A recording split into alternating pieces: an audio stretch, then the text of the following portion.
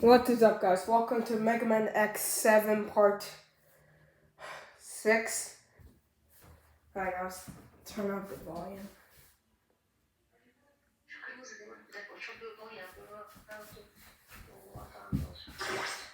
No, I don't want that.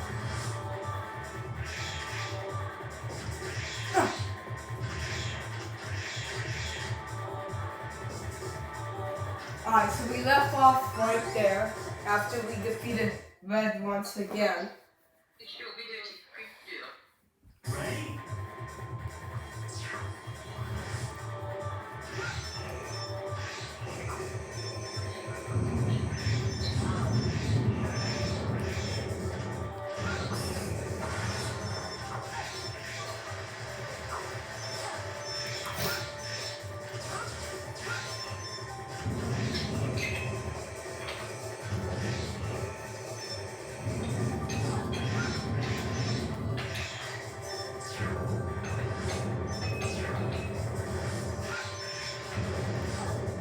Dang!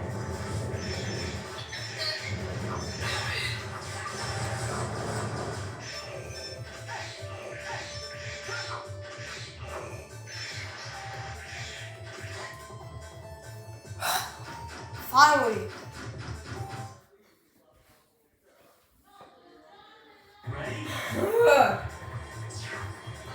Come on, Axel!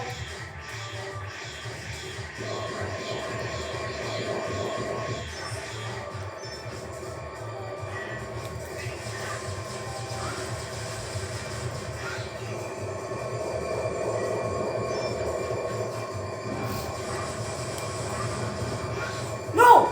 Aw, dang it, I messed up! And again, and again.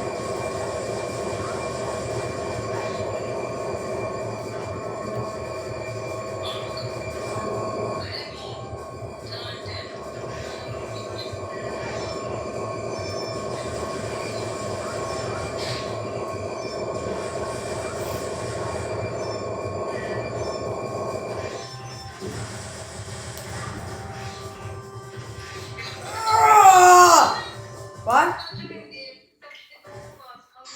I don't know what you said.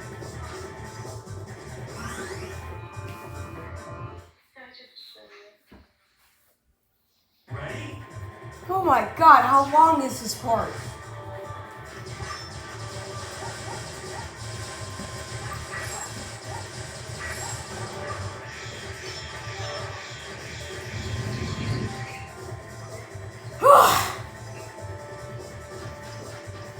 Wow, I'm just dodging everything. Another part.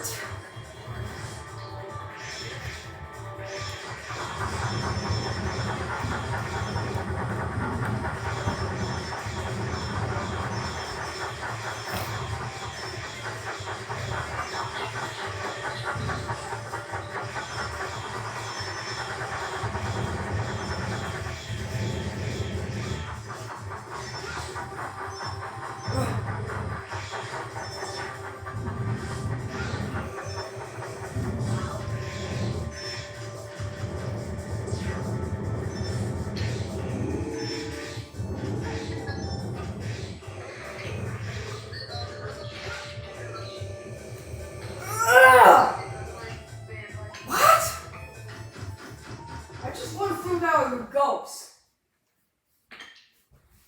Ready? Right, we're finally at the Maverick Hunter's base.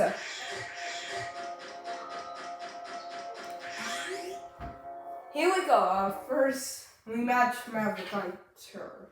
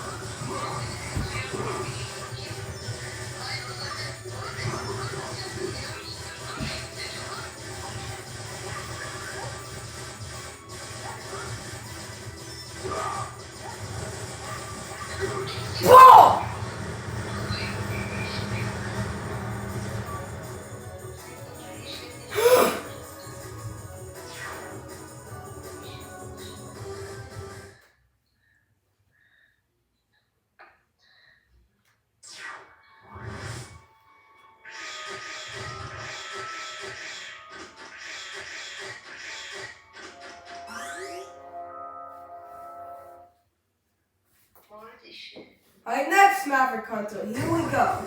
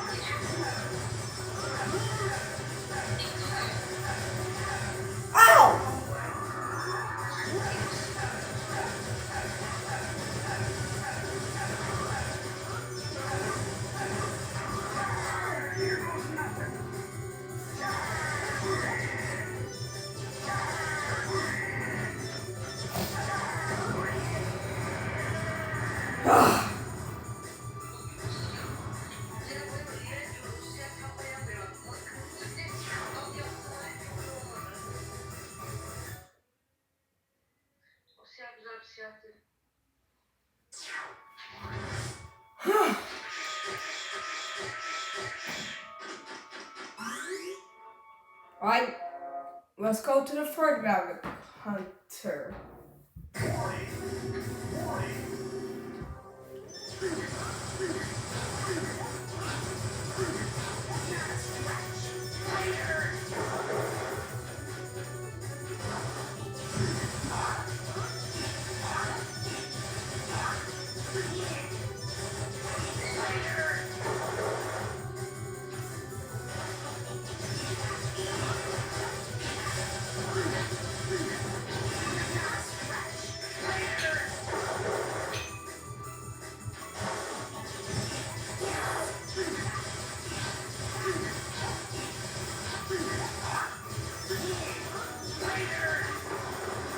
Why do you keep disappearing?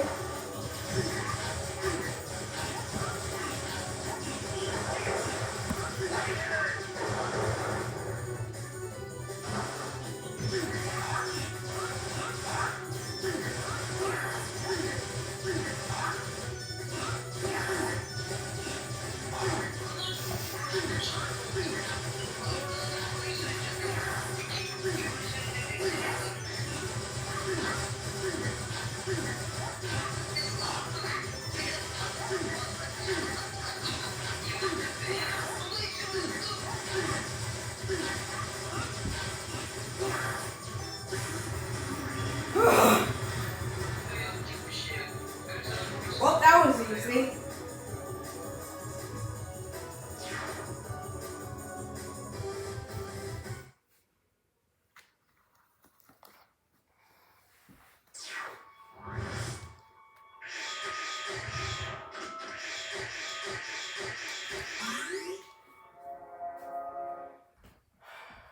Man, this is gonna take a while to go to Sigma's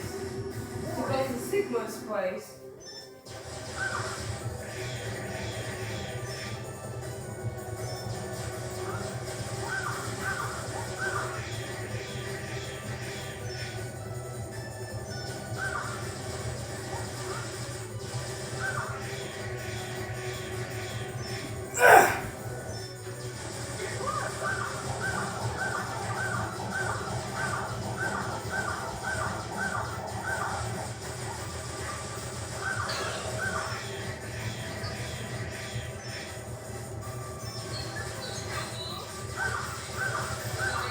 Dang it!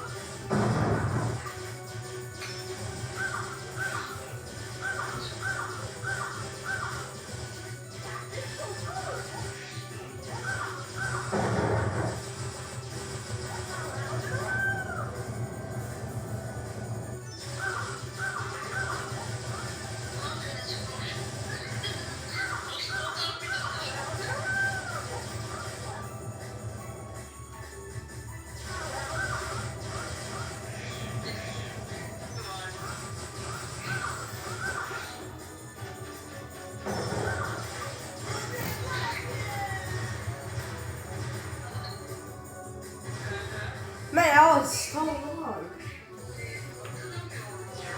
What? How is Axel so strong with his tiny gun?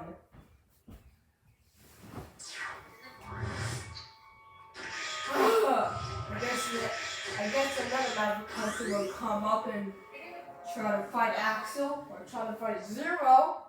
We're not gonna switch.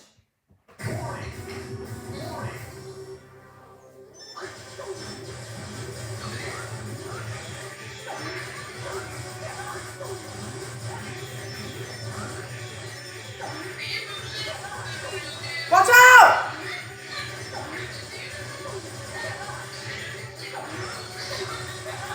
Oh!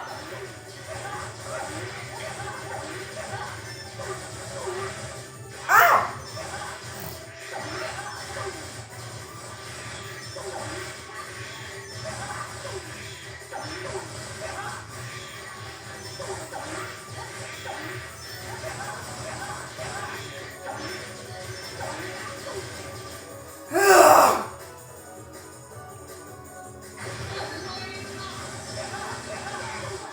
I'm just fighting against Maverick Hunters. Again.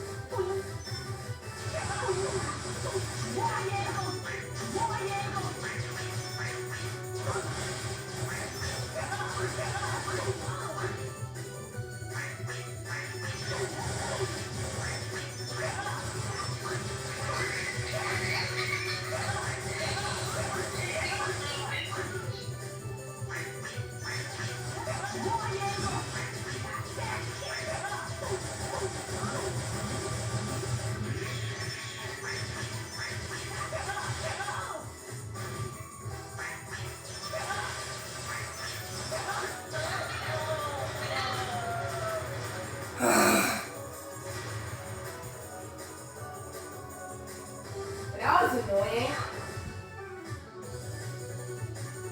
you have to do it again? No.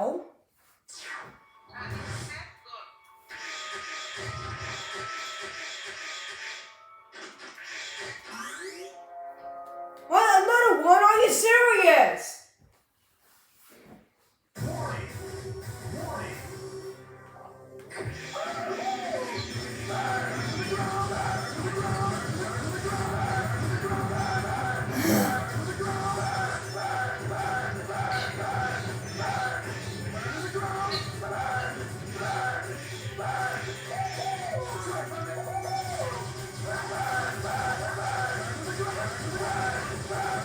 Ah!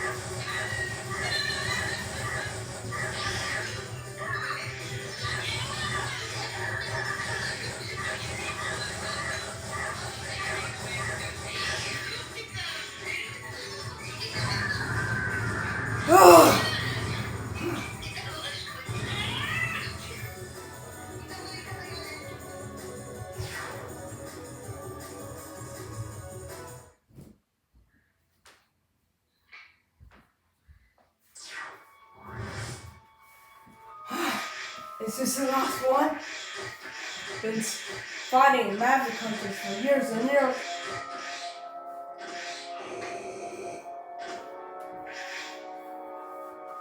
Come on, go to the teleporter.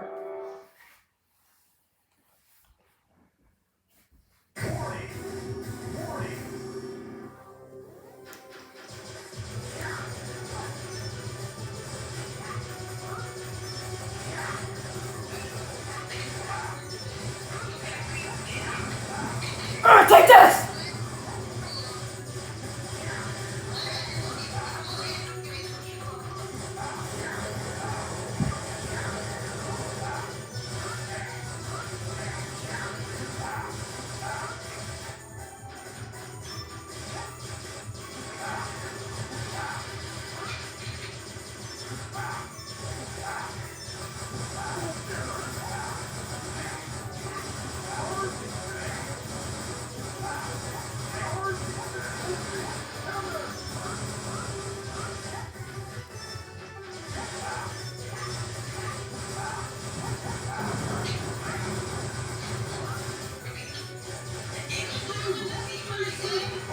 What? You wanna see my egg? It looks better here.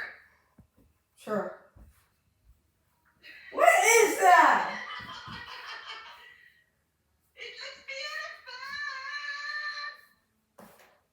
beautiful. It looks like a monster. He's doing Angry Bird.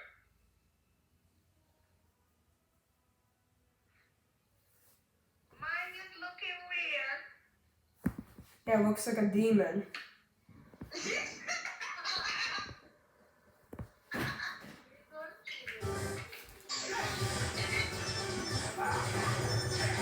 Axel, you're a demon! You're just destroying everyone with your tiny gun!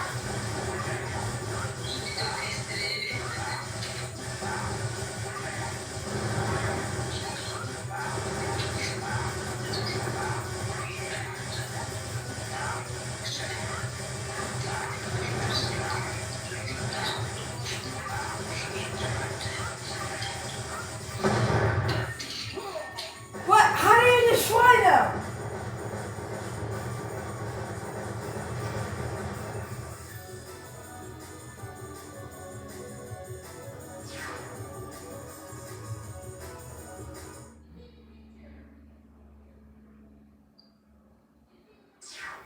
Alright, Sigma. I know you're out there.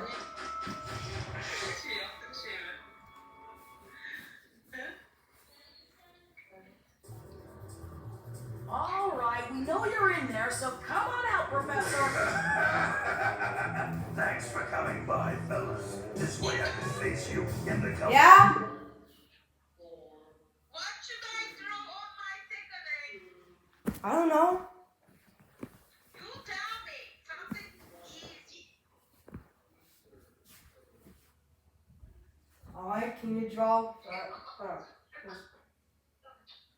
Alright, can you draw this guy?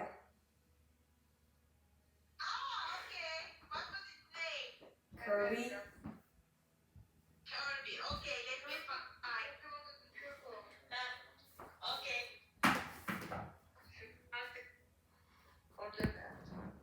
Huh.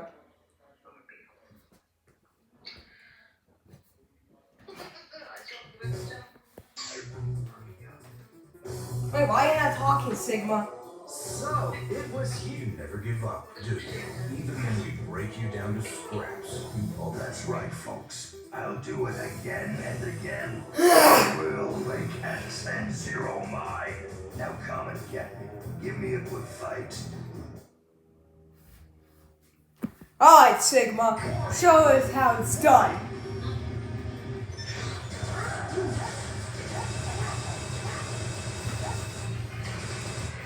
I think I need something.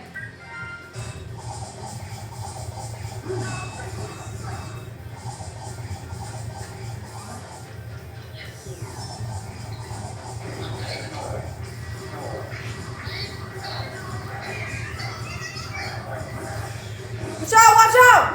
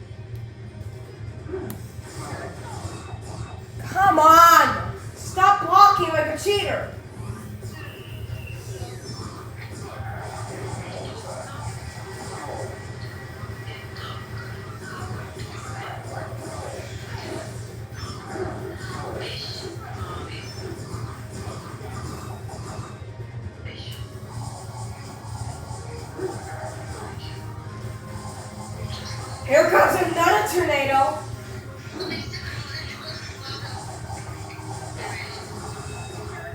Ugh.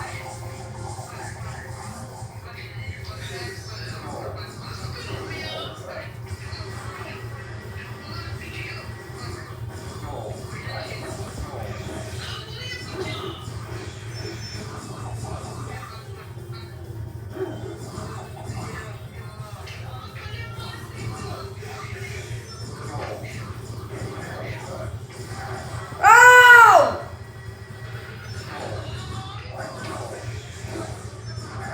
Ugh.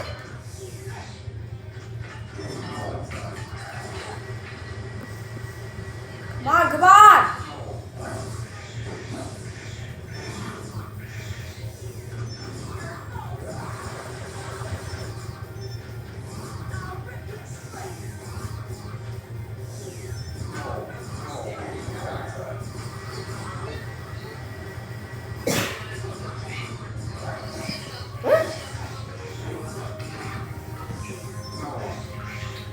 No!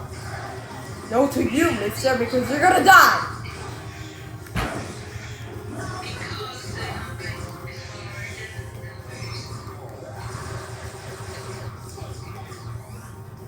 Where are you?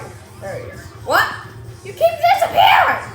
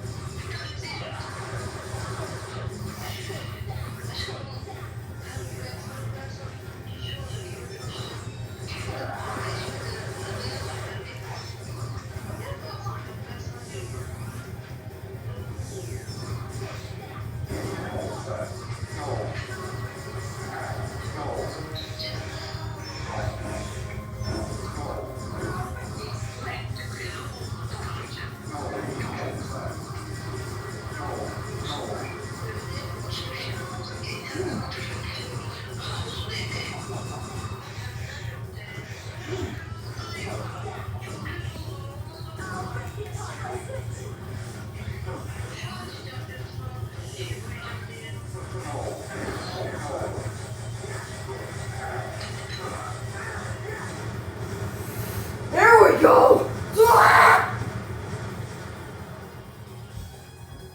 Probably let's do the... Okay, once the second phase Sigma is low health, we will switch to Axel. But he fell! Wait! We cannot get hit by using Axel.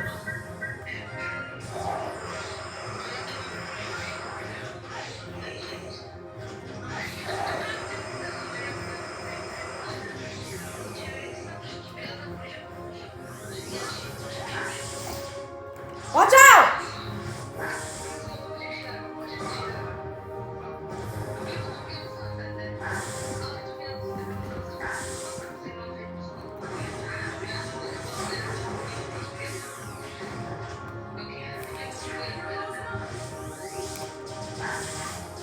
Whoa!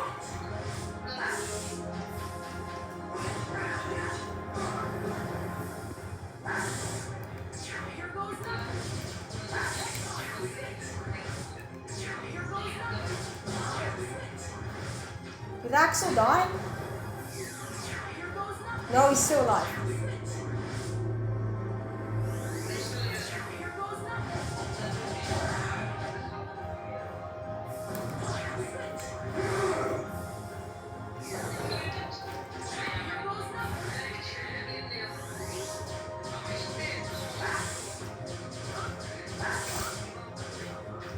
Watch out!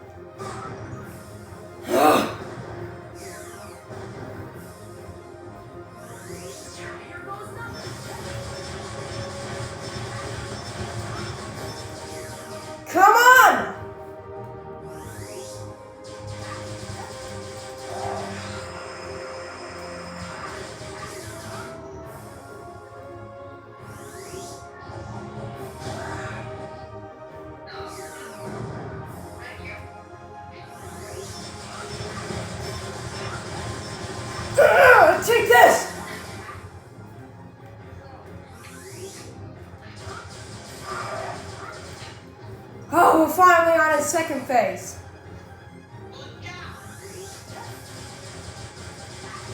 Ah!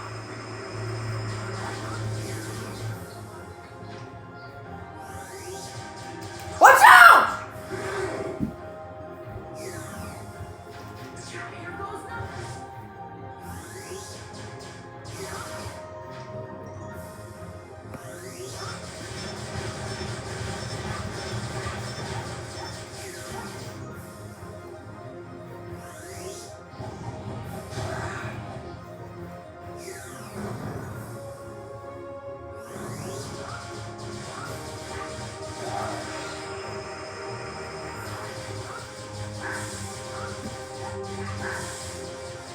Ah!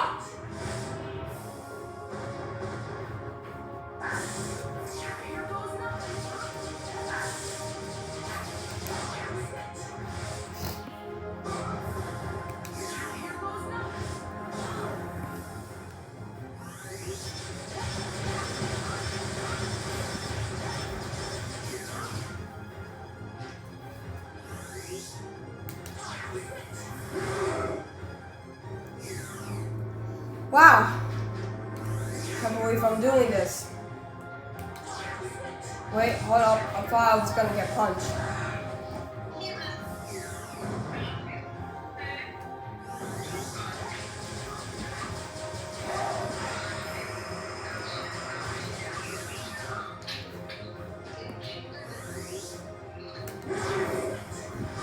Come on! Come on, he's almost dead.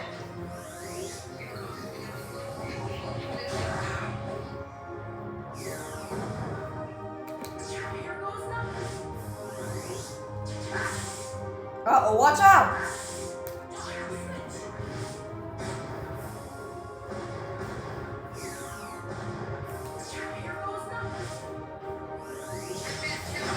Yes!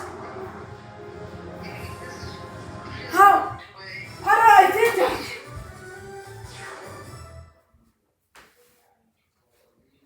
I just kept on switching and switching. This way! Hurry!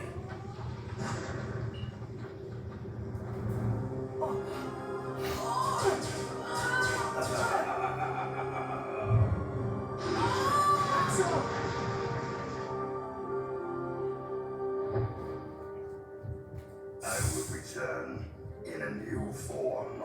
I promise you.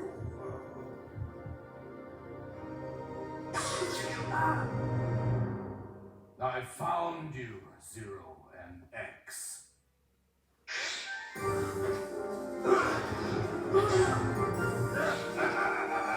Very nice. Give me your power. It's time for revenge. Oh, with this power, I'll never lose.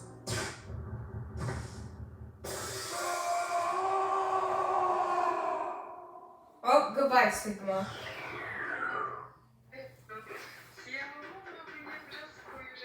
Altın ısınca beyaz bırakacağım. Evet. Axel, wake up. Are you okay? Onları yaparsın. Pretty cool, eh? You gotta give me some credit. Hey, şu fırçayı. Fine, let's get out of here. Hey, wait for me!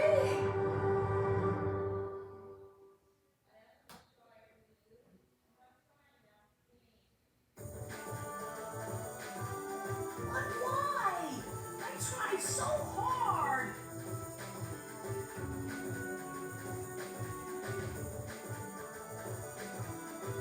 Now you listen well. Being a hunter is not all about defeating the obvious enemies. If you don't understand this, I can't allow you to become a hunter. I don't understand. I just did what I thought was right and fought those who did wrong. That won't bring true peace. It will only create new resentments.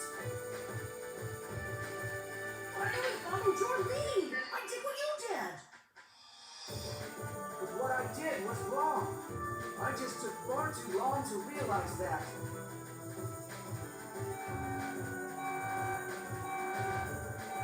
Outbreak in the West Sector.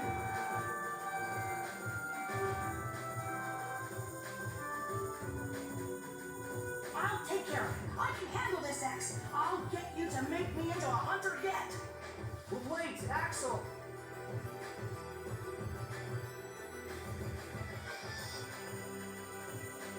Why don't you let him do what he wants this time? No! If I don't stop him now, he'll make the same mistakes we did. X?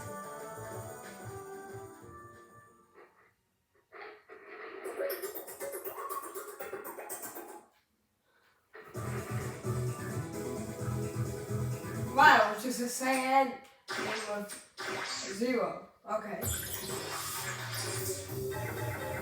Alright, let's go to Mega Man X8 then.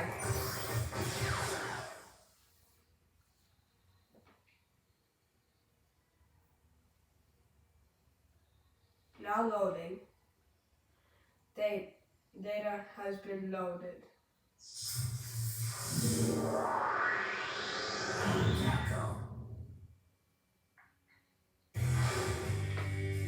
Mega Man X8.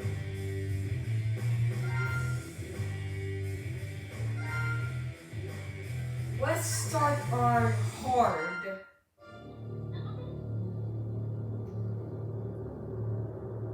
The endless Reploid rebellions continue. Humans, however, have begun migrations to the moon, thanks to new technology. This plan is called the Jacob Project, and an orbital elevator was built as part of it.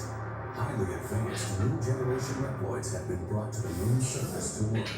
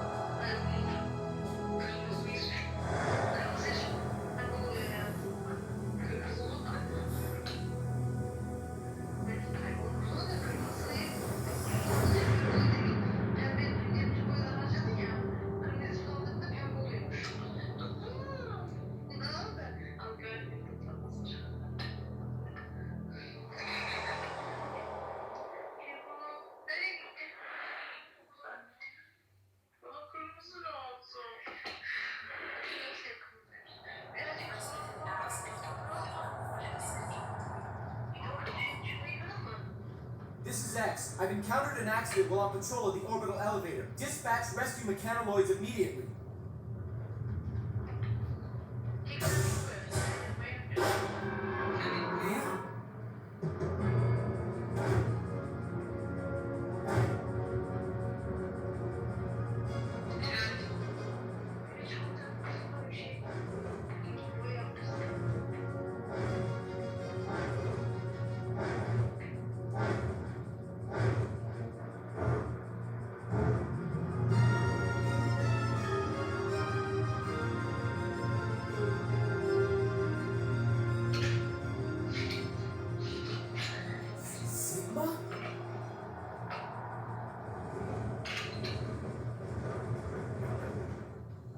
Luminoid? To protect ourselves from damage during the accident, we had to copy a sturdy Sigma body. We new generation Reploids enjoy complete and total immunity to all viruses. So even copying something as dangerous as Sigma provides no risk. Who are you? I'm Luminate. I'm the director in charge of the elevator and the Jacob Project.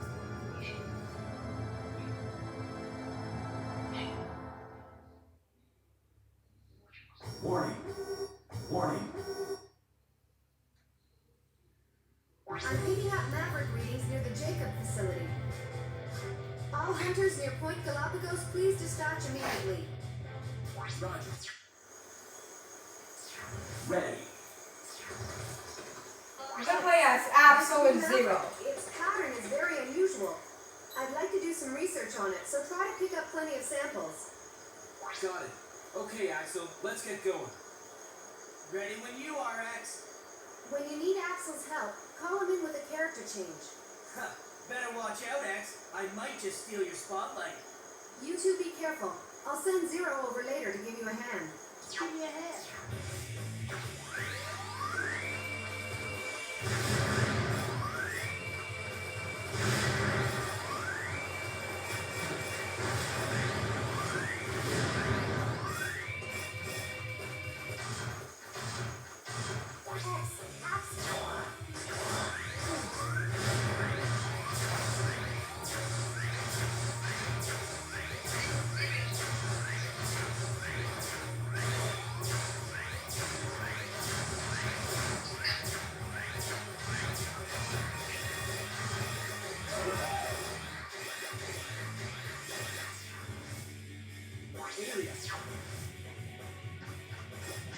Axel, can you hear me?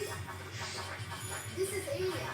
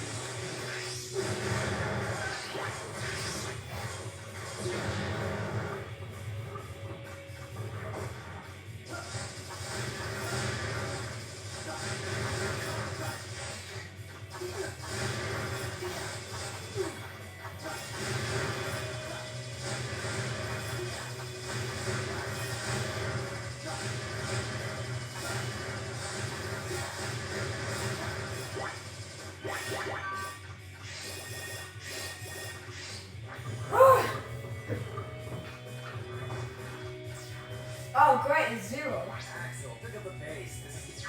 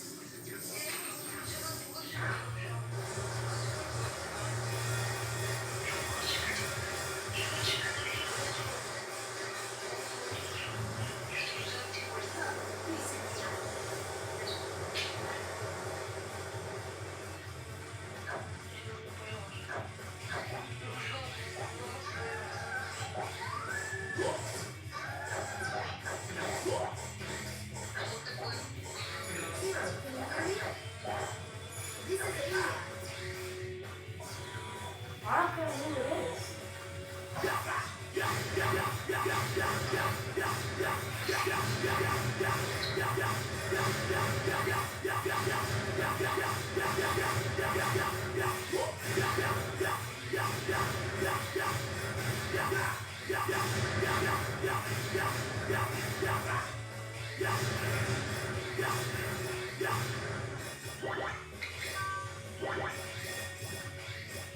Alright, this is Mega Man X, by the way. Sorry to keep you waiting, sis. Axel, can you hear me? Can you hear me, everyone?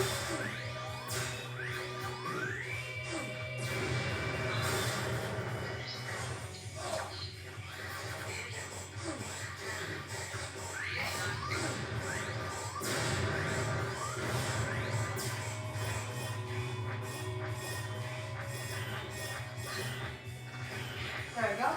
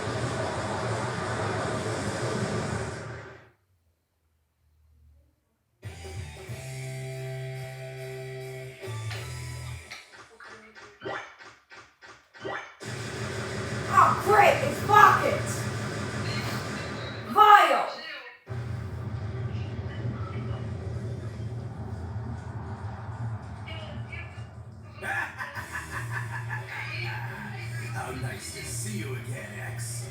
File! He used to be a Class A hunter, but now he's our sworn enemy.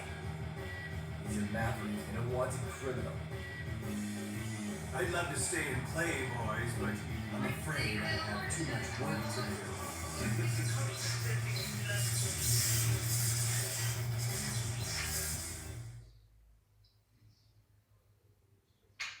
Illuminate? That's right. The orbital elevator is under our control now. Just what do you plan to do?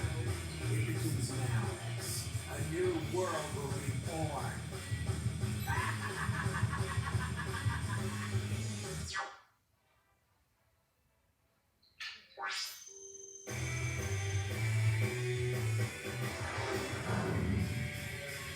That looked like a hard fight, but there was never any doubt that you'd come out on top. They're after Illumine, the director of the facility. If that's the case, then the ultimate goal must be control of the orbital elevator. I don't know what the deal is, but Vile kept talking about some new world beginning. They must be up to something. Oh! Warning! Warning! I'm picking up a Maverick reading. Oh, great, Maverick Hunter. Let's work together. Let's do it. Let's go solo.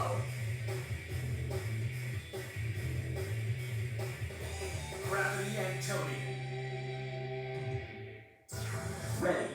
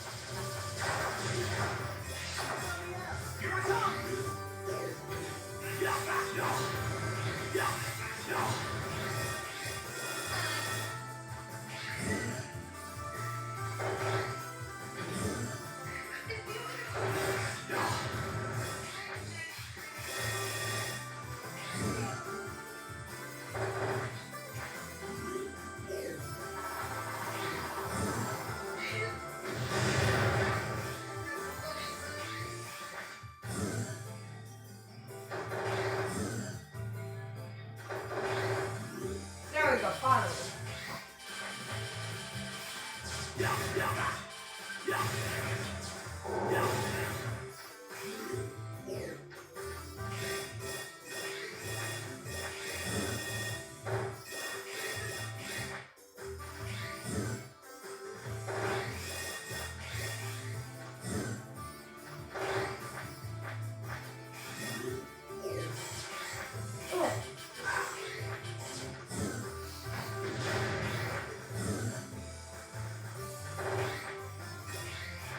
There we go. Drop down. Jump.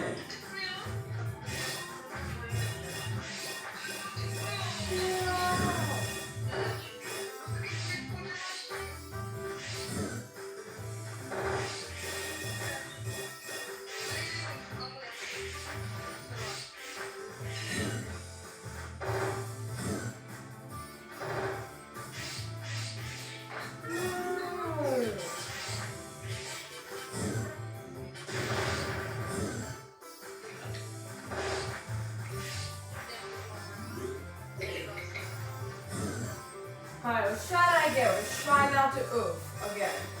Twice.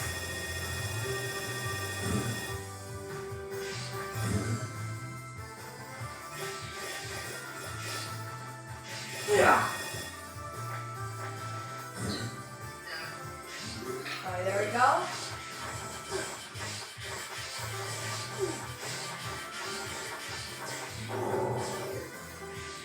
Now let's try this thing again.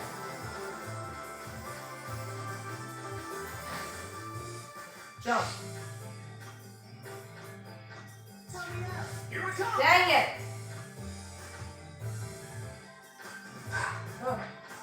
Yeah. Yeah. Yeah.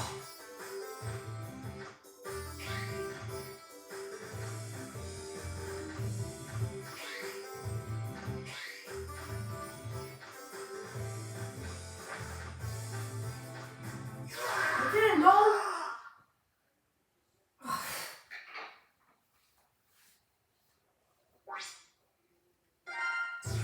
Ready. Man, that's my last one?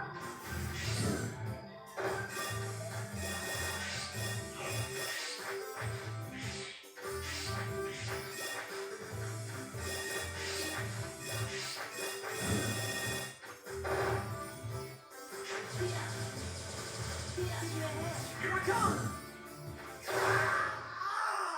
Not again.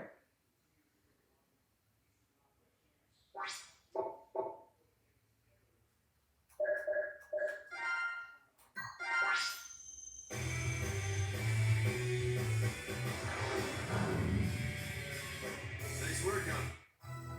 Hello, everyone. Well, this is where you.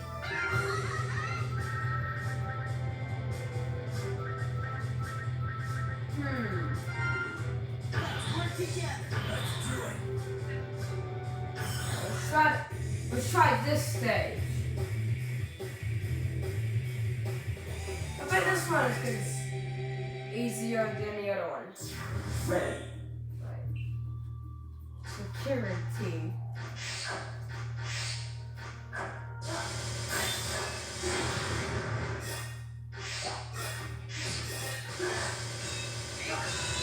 Yeah? Are you ready to see my beautiful? I didn't have pink, so I did Super Mario. Are you ready? What is that? It's Mario. It looks sad. Look, this one is like this. Nicole, look, I know. Nicole, no, I did this. Look, this is my friend. She did April before.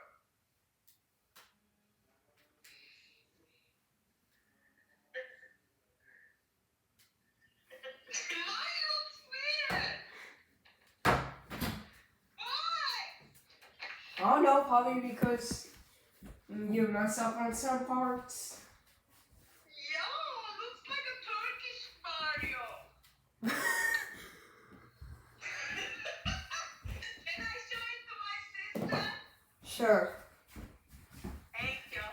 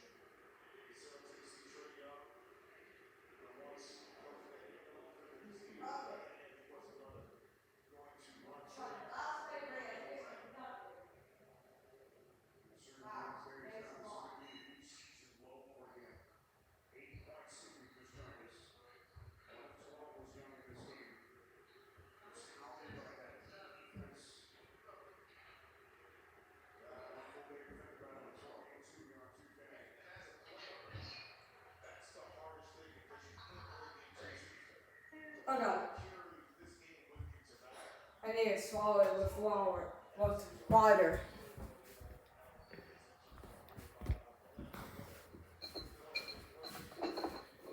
Midemsini yutılıp geçemiyorum. Nasıl kaldı?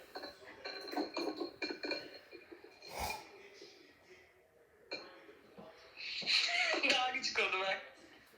Değil mi? Ha? Daha... Got some in my eye! Oh, that scared me!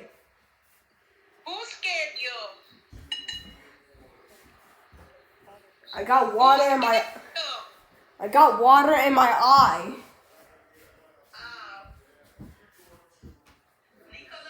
Is it fine?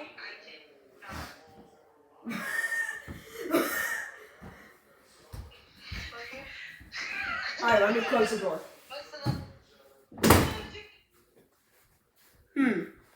So since we cannot complete Mega Man X8, maybe we can watch it on TV. So we can be done with this series. Yeah? I need to go now. I will go to bed soon. Okay. I talk to you later. Okay, you too, bye. Alright, let's search up Mega Man X8.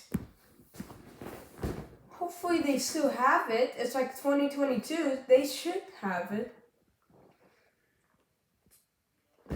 Alright, no, I don't want Mario EXE. Mega Man, that's kinda close, but not really.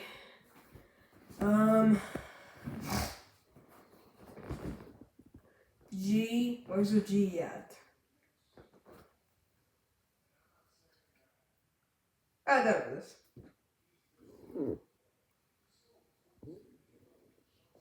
G, play. No, I don't want that.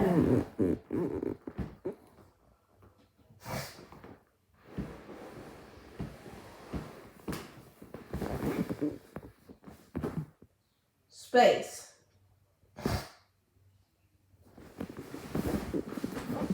Let's see. Mega Man X 8. Man.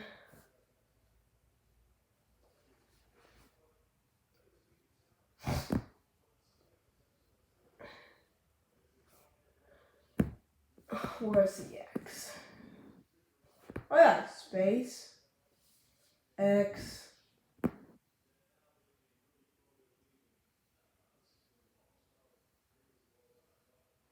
I think it would be fine. 8.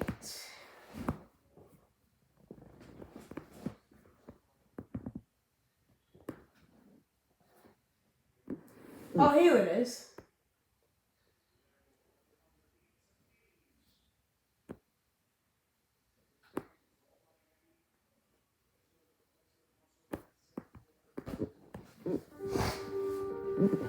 Shakespeare, penning the final sentence of Macbeth.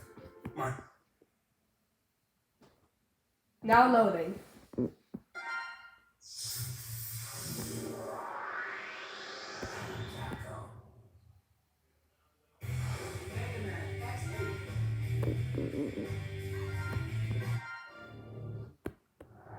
Warning. Ready. X, this new Maverick, its pattern is very unusual. I'd like to do some research on it, so try to pick up plenty of samples. Got it.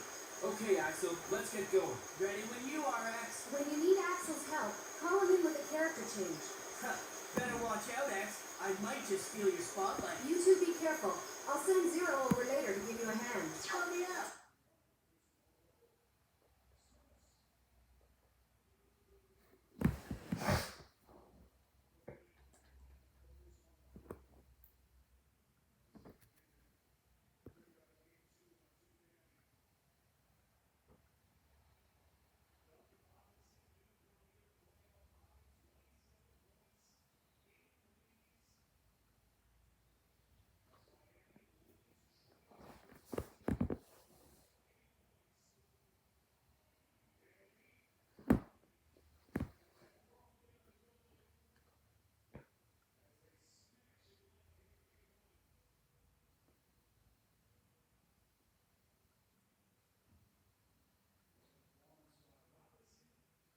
This is me reacting to this video very fast.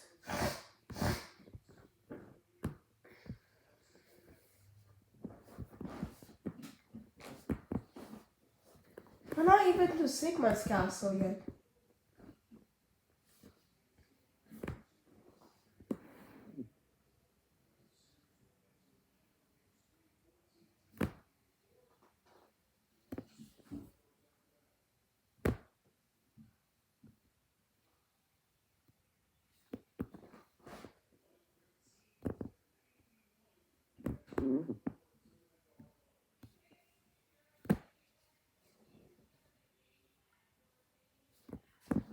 We're not even close to it.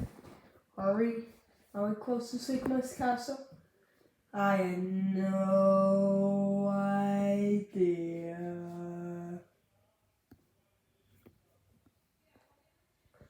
Yeah, this is gonna take a while.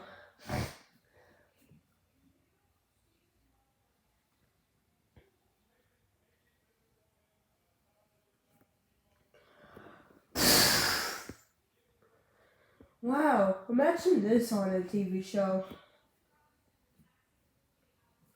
Are we even done?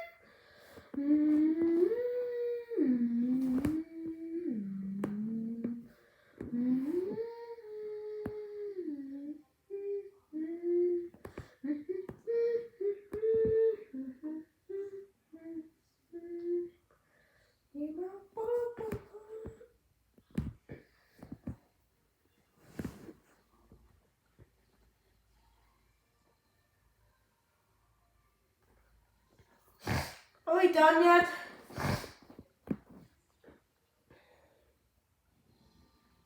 Nope, nope, nope, nope.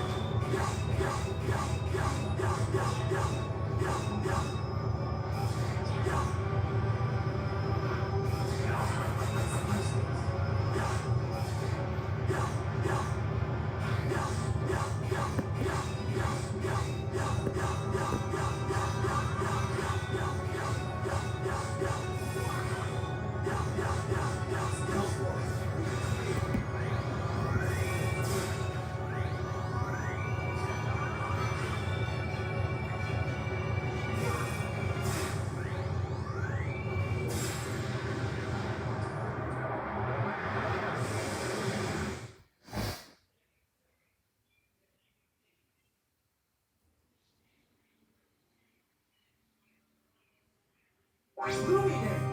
What are you doing? Don't tell me you've got Maverick. Lumine! Maverick? You don't really think that's the case, do you? That's why you can't finish me off, right? You don't have it in you. Copy chips we new generation Reploids possess, they were derived from data from hundreds of old model Reploids.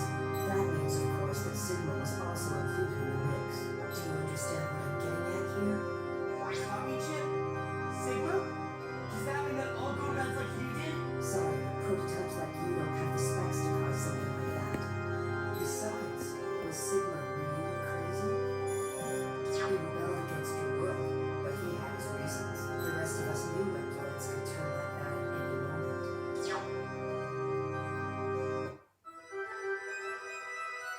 This decision to wage battle against the old world was made consciously.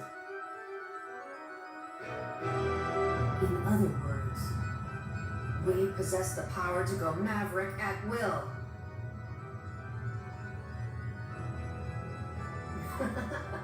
X, do you really have what it takes to stop us? You're merely tools of the humans, tools of the old world.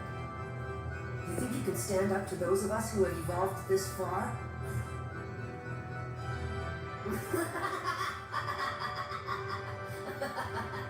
The world is changing. Therefore, it's only natural that evolution take its course. Now line up to be exterminated.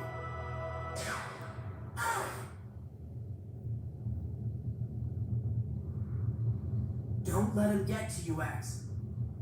He's the enemy. Enemy, ally. This issue isn't so black and white. Reploids, along with humanity, have irrevocably changed. The nature of their existence has also changed. You are not needed in our new world. You can babble all you want, but we're not gonna let you get away with this.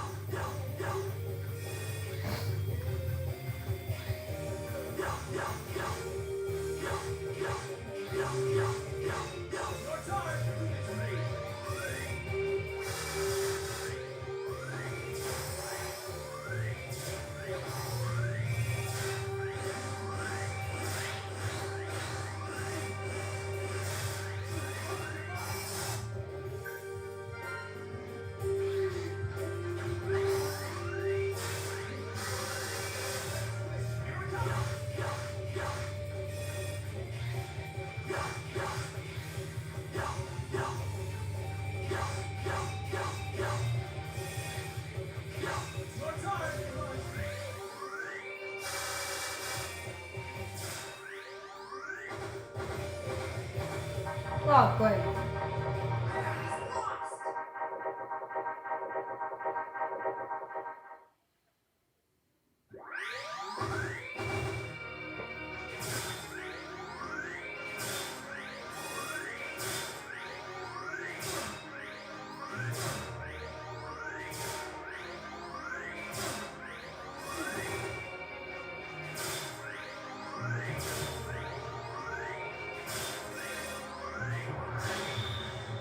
Let's do it.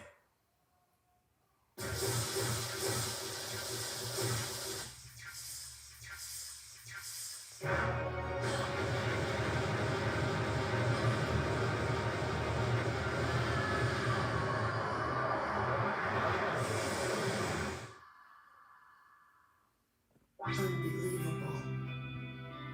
You may have defeated me, but it's too late to stop what's already begun.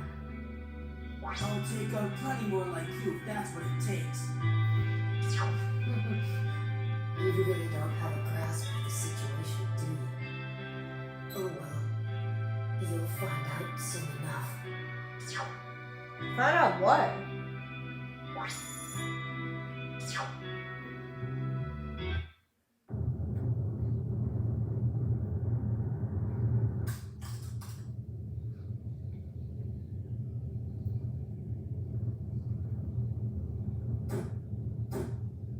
Axel, what are you doing? You're gonna die.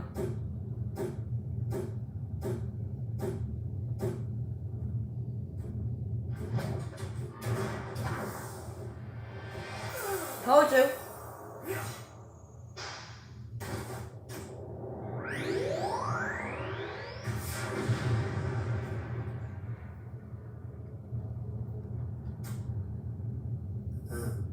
Axel.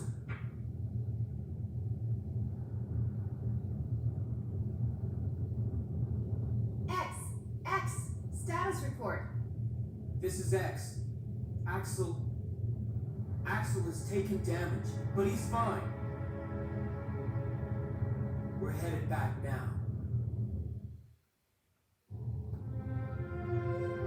Awakening. That's how Lumine described it. He said this was evolution. If he's right, then what are we doing?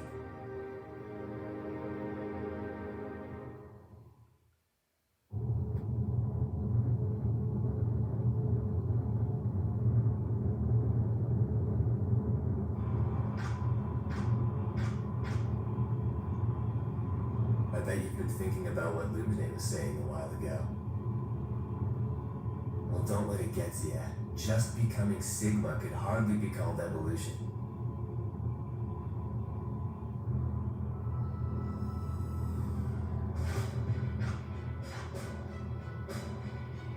Anyway, X.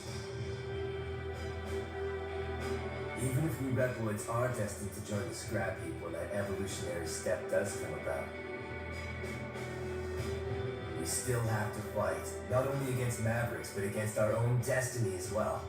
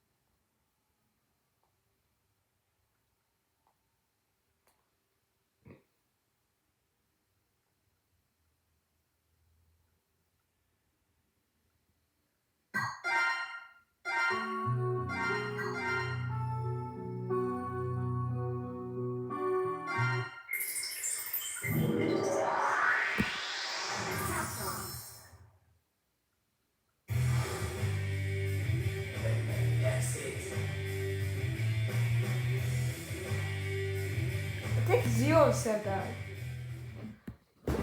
Alright, what a nice deep voice, Zero. I was having relationship issues.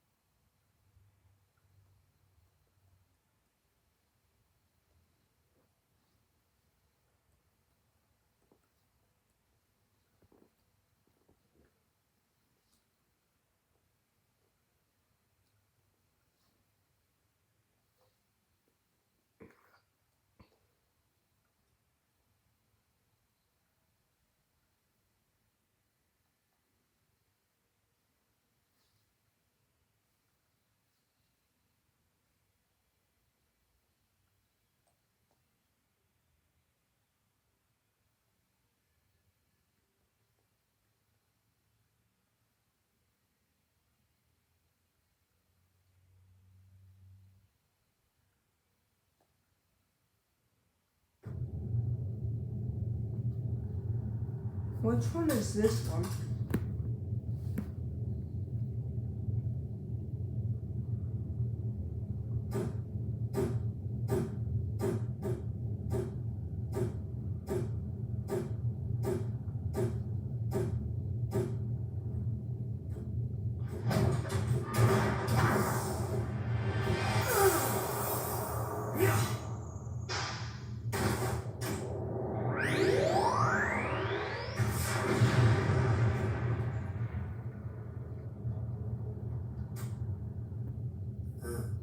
Axel!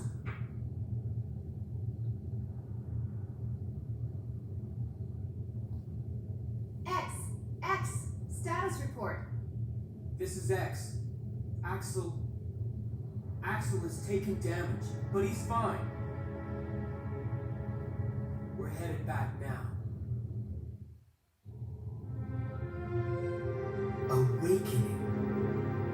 That's how Lumine described it. He said this was evolution. If he's right, then what are we doing?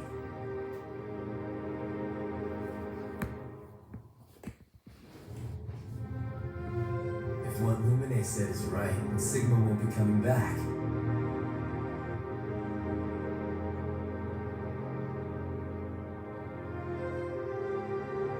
Maybe this means I won't have to fight anymore.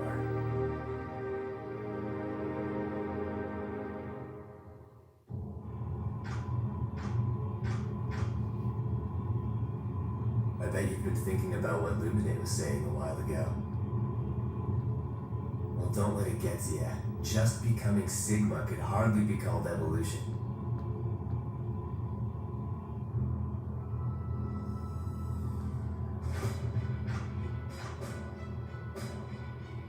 Anyway, X. Even if we Reploids are destined to join the scrap heap when that evolutionary step does come about, we still have to fight, not only against Mavericks, but against our own destiny as well.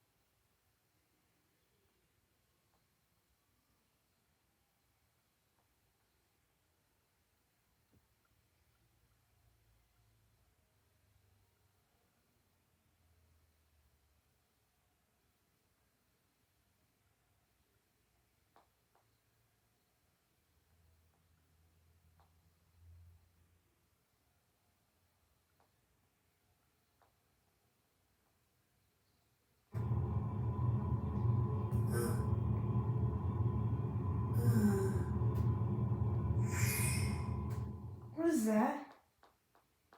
You have to get up early to catch the best fish, and early to prepare them too. That's what Bonefish Group believes. Every sea fresh favorite Every handcrafted cocktail, every second we get to serve you. What was that?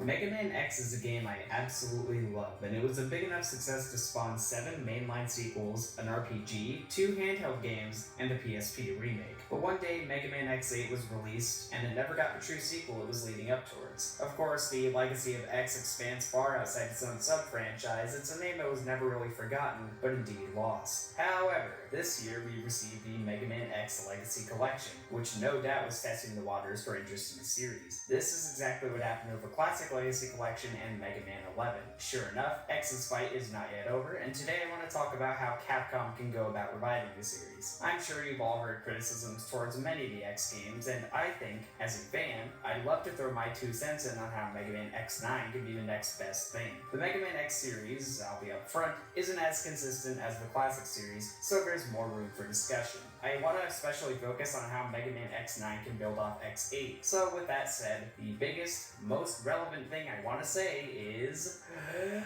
no nostalgia pandering.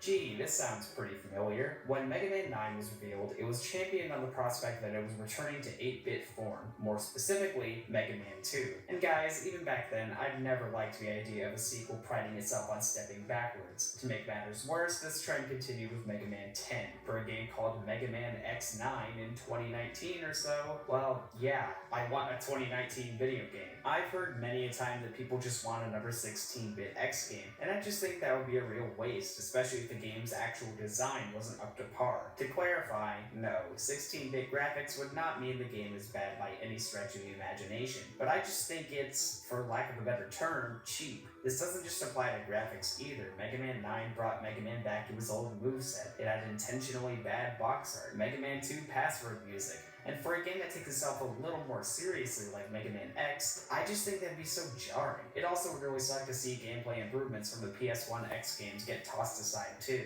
Not saying that exactly would happen, but you never know. And no, I don't care if the game is 2D or 3D, I don't care if it uses HD sprites or models, I just want it to look new. My issue with nostalgia also correlates to the story, so yeah, I guess I better get that out of the way. Mega Man X8 ended on a cliffhanger that I obviously think needs to be resolved. In this ending, we theoretically learn that Sigma is gone for good and that Lumine left some kind of virus of Axel. I think that a really interesting premise is left here for X9. To be frank, I think X games fall a little short in the stories they're trying to tell. X1 started out really good, but by X8, a lot of tired plot points and missed opportunities have dragged the tone of the series down. I find it hard to take the struggle between Reploid seriously and Sigma invents new ways to hijack the plot, or when X wonders to himself when the fighting will end with every game. Yeah. My simple wish is for X9 to abandon these cliches. X8 had the right idea by finally having a new final boss, but this is only apparent at the end of the game. Until then, it's the same old, same old. I want a story that feels entirely new. To pitch a more specific idea, I think they should tie up Axel's character.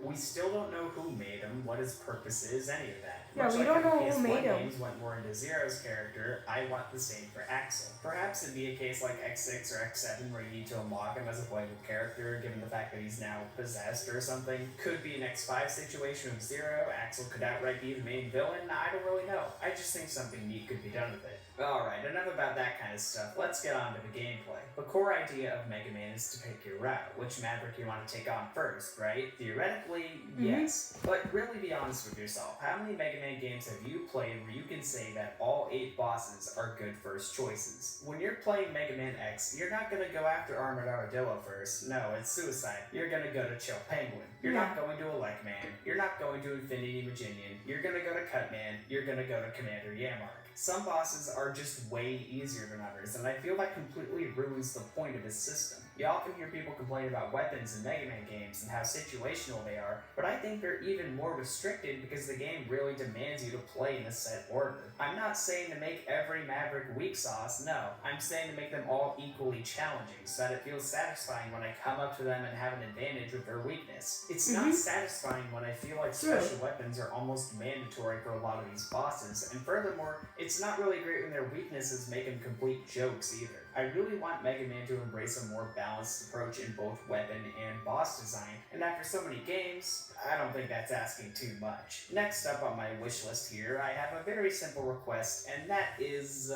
to keep it simple. Okay, what I mean is, don't introduce obtrusive gimmicks like needing to gather every armor part before you can use it. The Nightmare System, retry chips, these don't make the game more challenging, they make it really annoying. Obviously, you gotta do something different to make sequels feel like more than just the same, okay? But when attempting to add this whole system around what you're doing, most X games just end up making themselves inferior. Do something that makes the game stand out in a good way. I know it sounds like I hate difficulty, but I don't. I hate fake difficulty. An ideal Mega Man game would be one that has well-designed, challenging levels and complete player control of what's going to happen. So on top of those good stages, please don't add some kind of mechanic that drags down the experience. The reason I like the X series more than the classic series is that I generally feel like there's more depth to what I'm playing, but it is so easy to make that turn into something I'll just shut the game off for. In fact, while we're on the topic of tedium, can we go back to having unlimited continues like an X4 through X7? This really dawned on me when I was playing Mega Man 11.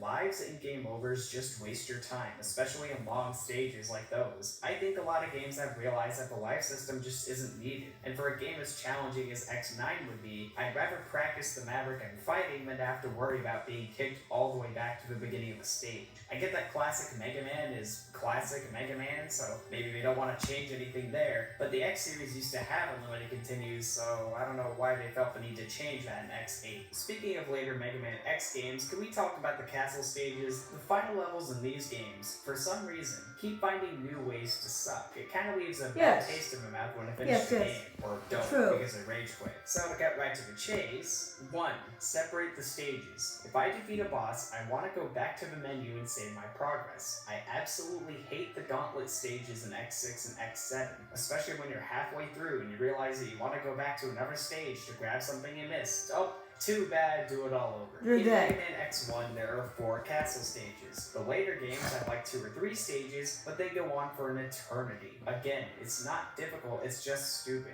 2. Either the boss rush should be changed, or it should be removed. This is quite a break in tradition, I'm aware, but I don't know many people who'd really be sad to see this happen. Boss rushes in Mega Man games don't really challenge the player in a way they hadn't been before. Yeah, they don't challenge them. Time. And of course, those lovely games I mentioned earlier don't even give you a break once they're done, meaning you must replay the boss rush if you exit the stage. I'd be okay fighting Mavericks again if they did something new to warrant a rematch, but otherwise I just think it needs to be the same 3, thing. and this is kind of minor, but I figure it's necessary in case they want to make a really hard This is final me boss. reacting to another video anyways. Again, I collect these sub-tanks and yet I can't use them on the final boss more than one time. Like, you can't refill them in later games, or it's X8 where you only get 5 lives, and then when you die, you gotta spend metal to refill your shit. Like, no, we don't need any of that. I want my focus to be on the final boss, just beating the game. No extra crap, no spike sections before the final boss fight. I just want to do it. Again, okay, make a hard final boss, but everything around it doesn't need to be a chore. On a more positive note, I'd actually like to talk about what I think is right and what I think should be kept from it. Clearly, a lot of people like the game, so there's gotta be something aside from the story to follow up on, right? Yeah, there's Much gotta like be the classic series since Mega Man 7, X8 introduces a shot mechanic, and I think that should be kept, although I'd make a few changes. I mean, obviously no retry chips, but having to buy additional stuff for 0? No. Looking for things just so you can buy them? No. Otherwise, Nope. yeah, I think it's a cool way to level up health or damage, and it's satisfying Yeah. getting a whole bunch of metal. I also really enjoyed how armor would work in X8. Being able to mix and match parts for X made it customizable for different situations, and it really made him a go-to character. Yeah, it does. I wouldn't be opposed to this concept getting further explored, so long as it doesn't get out of hand. Another idea I liked was the navigator system. I mean, it didn't really amount to a whole lot. Most people would probably just whip out a guide for anything that hard to see. But it Yeah. was a really nice way to add something more to the idea while also giving you the option to just turn it off if you didn't like it. Maybe the navigator should do something a bit more than just navigation. Maybe palette could give you an item radar. Maybe layer could give you some kind of boss advantage. I don't really know. I just think it'd be cool to see them support the team more. And of course, I'm really on board with the idea of unlocking them as playable characters. I thought that was a cool touch. So I imagine in New Game Plus, they would automatically have their navigation perks. Oh yeah, New Game Plus, that was also a good idea. But I think it'd make a bit more sense if you could level up special weapons or something like that. Otherwise, carrying stuff over seems a little redundant. And finally, I don't really care either way if they keep the tag team mechanic. It was pretty cool, but I don't have any gripes with just playing as X or just playing as Axel. If anything, maybe I'd rather have one character at a time so that bosses could be balanced easier, but I'm never opposed to using other characters so long as they're fun. Even having separate campaigns like X4, I think that's totally fine. Whatever works better for a game's design. But with that, I think I've covered just about everything I feel should be said. Good. If most of these ideas came to fruition in X9, I believe it would be the best Mega Man X game. I'm not expecting it to happen, but hypothetical thinking is always really fun. It's my firm belief that Capcom really wants to bring Mega Man back and make a lot of sales from it, so with the great praise of Mega Man, after Mega I Man would love to see 12. Mega Man X9 attract the same kind of reaction, if not better. And I don't even want it to be some carbon copy of one of my favorite games of all time. I just would love to see everything in the Mega Man X series culminate into what would be a truly great title. Yep. Who knows, maybe, just maybe, it would be a great place for X's saga to end. But, I totally doubt that. Anyway, thank you so much for watching, and if you have any ideas of your own, I'm always reading my comments, so I'd love to hear thoughts from people who are even more into Mega Man than I am, you know? Well, but I gotta get going. I got a bit of a project I want to lift off the ground.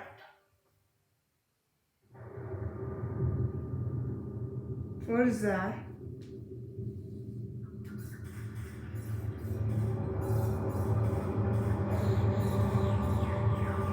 Oh, what is that? Fact. Redfin sells homes for more than other agents. Wanna win? Should we watch another one? I think we should. Me reacting to another Mega Man X video.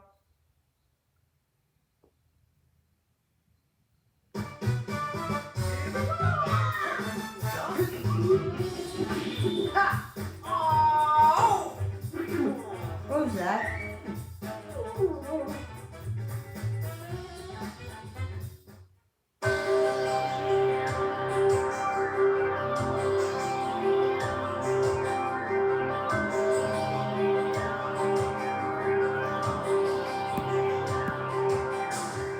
Hey, it's your pal Palamation, and today I wanted to talk about a series very close to my heart, Mega Man X. X is one of my all-time favorite characters, and comes second only to Mario in terms of figures I've collected. Mega Man X busted onto the scene in 1993 and enjoyed a good deal of success before struggling with a decline in game quality and demand. As a result, Capcom shelved his series, only letting him out to play in crossover games such as Marvel vs. Capcom Infinite and Project Cross Zone. This silence from Capcom applied to not just the X series, but the Mega Man series as a whole. The classic series eventually saw a revival with Mega Man 9, 10, and 11, marking 3 classic series releases since the last mainline X game in 2004. A Mega Man X Collection and Maverick Hunter X and X1 Remake were released in 2006, with no new releases at all until the X Legacy Collection in 2018.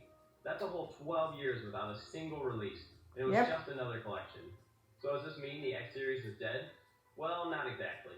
In this video, I want to go over the hints and reasons that lead me to believe we can expect a Mega Man X9, as well as discuss what I would like this new game to be. Let's Rockman X dive in. Yep. You get it? Because Rockman X Dive is the name of the mobile game.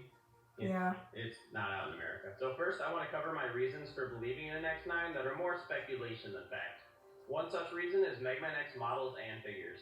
Despite not having a new non-collection release since 2006, we are still seeing a very steady string of new collectibles for the Blue Robot. with some toys yet to even be released. Many of these figures are even receiving brand new official art. Well, not any real evidence of an X9. These releases I agree with you. is still there and willing to put money towards the X series. The next one that we have is for the aforementioned Rockman X Dive mobile game. While it's hard to research any sort of sales figures or download numbers, I'd wager that based on the game's steady stream of updates and support, that it is faring considerably well, with loads of new artwork and characters from the Zero and ZX series making appearances. This is the most X series support we've seen in a long time. And while some may consider it a new game, the fact that it doesn't follow the real X and Friends tells me that this isn't our long-awaited X9. So, seeing this level of support for the X series shows Capcom isn't afraid to make something new for our favorite buster-wielding hero. Now, for some more concrete evidence, we have a 2018 interview with the producer on Mega Man 11, Kazuhiro Tsuchiya. And, yeah, sorry if I mispronounced that. When asked about a Mega Man X9, Tsuchiya stated that X9 isn't in development, but followed up saying that they are doing nothing and are monitoring the reactions from their gamers. Mega Man 11 came about as a result of the Mega Man Legacy Collection's commercial and critical success. Tsuchiya stated this point as a huge help in getting approval for a new game to be developed. And seeing as the Legacy Collection has sold over 1 million copies combined, very few Mega Man games achieved, it's a lot of money. Looking promising. And as my final and most promising hint towards a Mega Man X9, we can look to the Mega Man X Legacy Collection soundtrack that released alongside the game in 2018. After the entry for Mega Man X8 in the booklet, it reads, "The story of X's fight is not yet over." Similar phrasing of this was found in the classic series in the Mega Man 20th Anniversary book, which showed this picture with the caption, "The legend is not yet complete." A year later, this hint was confirmed by the release of Mega Man 9. So when it comes to Mega Man X9, I see the game as more of a when than if. Capcom has already shown they have interest in creating a new Mega Man X game, and due to the success of the X Legacy Collection, as well as the launch of Rockman X Dive, I think they plan to strike while the iron's hot. People still love Mega Man X, and while it's no Mario or Zelda, it still has a respectable fan base. Considering the game of lesser broad appeal, I think Capcom would be wise to make a smaller scope game, similar to how Mega Man 9 was a graphical step backwards from 8. Which is a great segue into my next bit, how I would make the next Mega Man X game. How?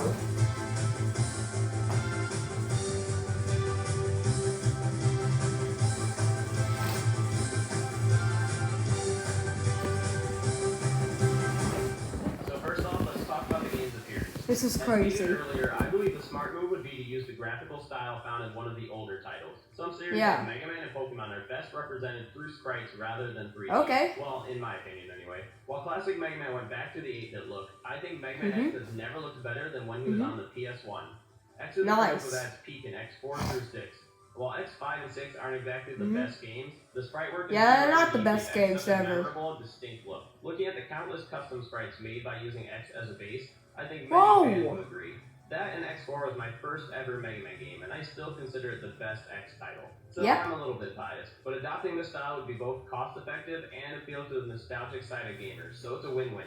I do away with the upgrade shop from X8 and return to finding all the collectibles and power-ups hidden in levels. I would give X multiple armor options while giving Zero his own ultimate armor this time around. Perhaps you would find capsules that contain a shadowy figure demanding these upgrades to be used for mass destruction, which Zero would find weird but take them anyway. I'd also keep button input cheat codes for different color variations and armors.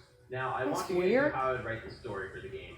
I know there's a lot more to talk about in terms of designing a game, but a lot of that is going to get discussed here as I explain the story, so just I definitely agree with you. You'll remember it ended on a cliffhanger, with Axel being injured and a strange glow coming from where he was struck. You can continue this story by having Axel show strange behavior before going AWOL.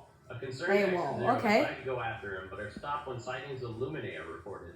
X decides he should look into the Lumine situation, and Zero should search for Axel. This leads to the game returning to X4's structure and setting up separate storylines for both X and Zero. This would do away with the two-character selection for levels. It would provide players a reason to beat the game multiple times and expand X9's longevity. So as Zero, you chase down Axel each level. Once getting to the level's end, you'll find he has defeated a high-ranked Maverick Hunter, and will assume their form to fight you with. Upon defeat, he'll escape the area, and the cycle will repeat. As X, you'll go through the same levels, but there will be different paths only accessible to certain characters. These levels will all take place after Zero has gone through, and you'll see some of his aftermath. At each level's end, X will stumble upon a Reploid resembling Lumine. Lumine will give little hints here and there as to what's happening to Axel. Then he'll assume the form of the dead Maverick Hunter in the area to fight. This will allow X and Zero to fight essentially the same bosses while allowing both of their stories to make sense, unlike X4 where their stories couldn't coexist without contradicting each other.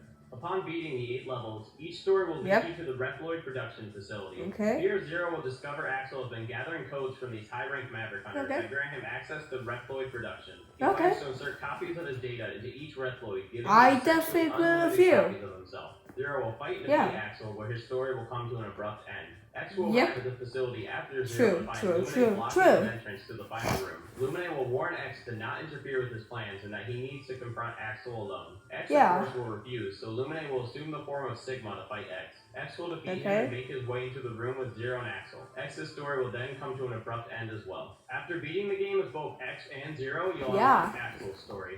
Axel's story will begin with him fighting a voice in his head. After losing control of the voice, he'll confront each of the 8 Maverick hunters and best them in battle.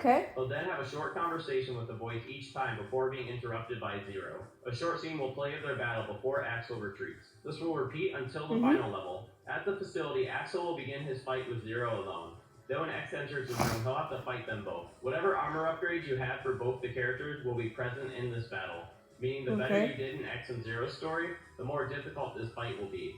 As X and Zero approach the unconscious Axel, the damaged Lumine still donning Sigma's appearance bursts through the door. He pushes X and Zero aside before grabbing Axel. We reveal that the Sigma appearance is his true form and he's been Sigma all along. I know. Big surprise. But he tells X and Zero that Lumine has implanted his data inside of Axel and has been controlling him all along. Sigma starts to merge with Axel, hoping to override the other 2 consciousnesses and take Lumine's plan all for himself. The presence of 2 copy abilities in one body causes Axel's body to go haywire, becoming a mess of different parts from various other Reploids. Axel begins to wail around as the mindless beast. X and Zero reluctantly battle the disfigured Reploid in an attempt to calm him down. This battle will allow use of the swapping character mechanics found in X7 and 8. After this battle, the player will resume control of Axel inside his conscience. Sigma and Lumine will appear, both demanding control over Axel's body. Axel will refuse, and a 3-way battle will take place, where your objective is less about attacking and more about getting the 2 to whittle Axel Luminade. Upon their defeat, the 2 inform Axel that killing them will destroy his body and take them all out as well. Axel will smile and tell them that he's lived a good life with 2 of the greatest friends a guy could ask for. Mavericks down to give his friends a better future is the easiest decision he's ever made. He'll pull his dual pistols and simultaneously shoot both Mavericks in the head. The scene will return to X and Zero hesitating to finish Axel off, when suddenly the beast explodes, revealing a badly damaged normal Axel. Axel will tell his friends of his decision and thank them for leading him down the right path. X and Zero will plead with Axel to stay, who just assures them that now there will be peace. Yeah, that makes me sad too. Their faces before passing. X and Zero will carry Axel's body out of the facility with sorrow. Before being blinded by a ray of sun, they'll look up and smile as a voiceover from X tells of Axel's brave sacrifice and the hope he left behind for them. And that's how I would make Mega Man X9. This is a big draft and would definitely have some kinks to work out. But my main goal was to create a way for X, Zero, and Axel to have their own separate stories while fighting through the same bosses and levels in a way that made sense and allowed them to coexist with each other. And let me make it clear, I have no problems with Axel. I like his abilities, design, and overall character quite a bit. And I know it's not the most joyous story, but I see Capcom having a real opportunity here to wrap up some loose ends, like why Axel is absent from the Zero series. I also feel the X games could use a more emotional plot. Its story hasn't always been its strong suit. But who knows? Maybe Capcom has even greater plans for Axel and want to keep him around for a while. Maybe they'll just never reveal his fate, which seems equally if not more likely than killing him off. But what do you guys think? Is Axel your favorite character? Do you scorn me for even suggesting killing him off? Do you think this sounds like a great sequel? Did you only click this video because you're uber desperate for an ounce of hope of getting a new Mega Man X? I'd love to hear it all in the comments, and if you like the video, please leave a like and consider subscribing. I play many video game series, and I love making videos on all of them. Until next time, it's been real, it's been fun, it's been real fun. Have a good one. You too.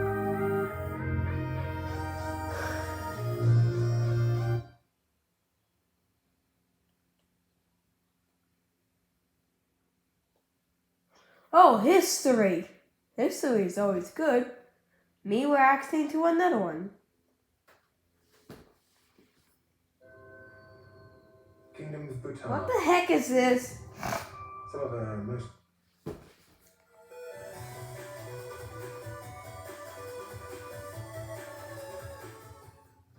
Hello and welcome to the Nintendo Network, and welcome to the next installment of a not-so-brief history. Last time we went through the classic Mega Man games, so today we'll be continuing down that timeline and looking at the Mega Man X series of games. All these games, let's go look at them. These games, slightly over half of these games are very beloved and a huge part of gamers' childhoods, much like the classic series was. For teenagers. The Toons of X felt more grown up too. The story got deeper and darker. It added wall jumps. Hot damn, now that is evolution in the series. Yep. Also, this series got a lot more lore and story, so expect more of that than in the classic series. So let's jump ahead to the year 21XX and see why this series is so beloved and remembered so fondly. Well, most of them at least. Mega Man X released in 1994, following the story of X, Dr. Thomas Light's final robot. He was owned by Dr. Kane, and Kane used X as the model for a new wave of robots. Who the heck is Kane? All seemed good until some Reploids began to attack humans and went Maverick. Oh no. So many Reploids were formed into battalions to combat the Mavericks. But things went from bad to worse when one of the best hunters, Sigma, turned Maverick, taking many of the best commanders with him. He declared every Reploid to join his cause. But X, even though a pacifist, leaps into action with the I gotta use the bathroom. Set out to topple Sigma to save the robot. You guys enjoyed the video. Maverick bosses. Yeah, the game got a little bit deep, although a lot of that was known after the game was released. But the basic premise is the same as the classic series. X goes and fights the 8 Mavericks and gets an ability from each one of them. Same rock, paper, scissors mechanic of the original series. But in the X games, your health starts off rather low. In those 8 Maverick stages, you can find a few different upgrade items. First is the heart tank. Each one of these will help your health grow a little bit, permanently. Next is the replacement of the E-tank from the classic series, the sub-tank. These will fill up if you pick up extra health items if you're already at full health. They can be used at any time, and you can grind to fill them up, making them so much more useful than the E-tank. Lastly, there are the armor upgrades. You can find these capsules in 4 different levels, and a hologram of Dr. Light will upgrade a different part of X's armor, boosting his powers and abilities. These simple additions really help to bring more playtime to the game, and for more exploration. Plus, you will sometimes need a Maverick's ability to get the upgrades, like you need Flame Mammoth's Fire Wave to get the heart tank from Chill P1's stage. It was padding, yes, but allowed you as the player to feel yourself getting more powerful and more confident along with X. After defeating the Mavericks, you gain access to Sigma's palace and rush your way to find your friend Zero has been trapped by the evil Vile. As you get your butt handed to you, Zero escapes and blows himself up to destroy Vile's right armor. Just the right armor. Really? That's it? I thought he was supposed to be one of the great Maverick hunters. It's almost like he's a Wily bot or something. Anyways, if you didn't get the armor upgrade earlier in the game, Zero gives his buster to X, giving him the same abilities. X, with vengeance in his heart, climbs to Sigma's palace and confronts him, and battles it out. He defeats Sigma's firstborn, but then Sigma attaches to a large robot and finally destroy the Maverick leader, and we will never hear from him again. Mega Man X really showed what a game and story could do as it grew up with its audience. It took all that the classic series was doing and evolved it. And not only went deep into its own story, but it was a continuation of the classic story, something I love. It raised a lot of questions about what happened between the classic series and this one. And with the classic series continuing as X was, we all hope that bridge will be built to connect the two more. Over 20 years later, we're still waiting. A little fun note, Inafune wanted the X series to be very different, and Zero to be the next main character who we as the gamer would play as. But he was afraid it would be rejected and would alienate what had already been established, so he submitted as a side character. Eventually Zero would get his own set of games, but that's for another episode. Coming in early 1995, and I do mean early as in January 1st in America, Mega Man X2 was released. The story picks up 6 months after the events of the first game. X commands a group of Maverick hunters who have tracked down some straggling Mavericks into a factory, but a new evil known as the X-Hunters have caused Maverick uprising, causing 8 new bosses to challenge X, and the X-Hunters have not only helped with the resurrection of Sigma, now dubbing himself Neo Sigma, but they are planning on gathering the remains of Zero and rebuild him and reprogram him to destroy X. Before going further, let's talk about these new villains, the X-Hunters. I mean one in particular, Surges. There are some very popular fan theories that suggest Surges is actually Dr. Wily, or his consciousness at least. Surges' resemblance to the Good Doctor is hard to ignore, and adding to the fact that the Japanese game, Surges says, "Defeated by the robotic memento of light once again, such regret." That, and add into account searches can make a Zero clone. I mean, yes, it's a fan theory, but it's fun. It has never been confirmed or directly denied either, but Inafune has directly denied Dr. Wheel from the Zero series as Wily, so it's interesting to say the least. Anyways, you go through the 8 Maverick stages and you can fight the X-Hunters in them. If you do and you defeat them, you'll obtain Zero's parts, making the later game a little easier. Once you find the X-Hunters base at the North Pole, they are Reploids, so let's assume they're okay with extreme cold weather. X battles through the facility with a fancy new armor you picked up in your travels and destroys the X-Hunters once and for all. He then confronts Neo Sigma, who has a Zero clone ready to battle and destroy X. At this point, it can go one of 2 ways. If you didn't collect all the Zero parts, then you are actually battling a resurrected Zero turned Maverick, and you must battle him to some pretty awesome music and bring him to his senses. Then you proceed to Neo Sigma. But if you did get all the Zero parts from the X-Hunters, then this is just a clone made by Surges. And Zero comes in, fixed up by Dr. King, and quickly destroys his counterpart before the battle even begins. But the canon route is you get all the parts. You now face Neo Sigma, who's been reading one too many X-Men comics and decides to get Wolverine claws. But he is no match for X, and you then face the virus form itself. After defeating the virus form of Sigma, you and Zero escape, and the base at the North Pole is destroyed, presumably alongside Santa's workshop, and we never hear from Sigma again. Although a very solid game, it didn't add a whole lot to the X formula. Not that a lot needed to be added at that point. X1 already did a lot compared to the classic series, but making the helmet upgrade give you a powerful screen-destroying attack instead of destroying random blocks was pretty nice. The game also started to get more lore and hints, like Sigma calling Zero something about the Good Doctor's robot. Even though it was more of the same, X2 was a solid game, good story, and continued to get people on board for the future of the franchise. In 1996, the 3rd installment of the X series took place with Mega Man X3. Years have passed since the second defeat of Sigma. Thanks to the effort of the Reploid scientist Dr. Doppler, the Maverick insurrection has all but calmed to a whisper. Mavericks were given a vaccine from a computer. He even created a city called Doppler Town, a utopia for Reploids, and a golden age seemed to be shining. But months after Doppler Town was founded, Mavericks who were supposed to be cured from the Maverick virus began to cause chaos. It looks like Doppler contracted the virus while researching it for a cure, and gave all the Reploids a placebo. Doppler is the mastermind this time. Well... Sigma! How did you know it was me? It's always you. And it always will be! Yeah, we know it is Sigma using Doppler to build a new body. It's like Wily. It's always Wily, except for Mega Man base, but still. X and Zero go to stop the Mavericks, but while they're out, the Maverick Hunter HQ is under attack. In a twist for the opening stage, halfway through, X is captured and you take control of the overpowered Zero for the first time. Yes, in the game you can actually summon Zero and play as him, but you can't battle bosses for reasons? Maybe he doesn't want to get Maverick blood on the saber, who knows? Zero saves X, and the tried and true formula begins once again. Take out the 8 Mavericks and go fight Sigma and Doppler as well.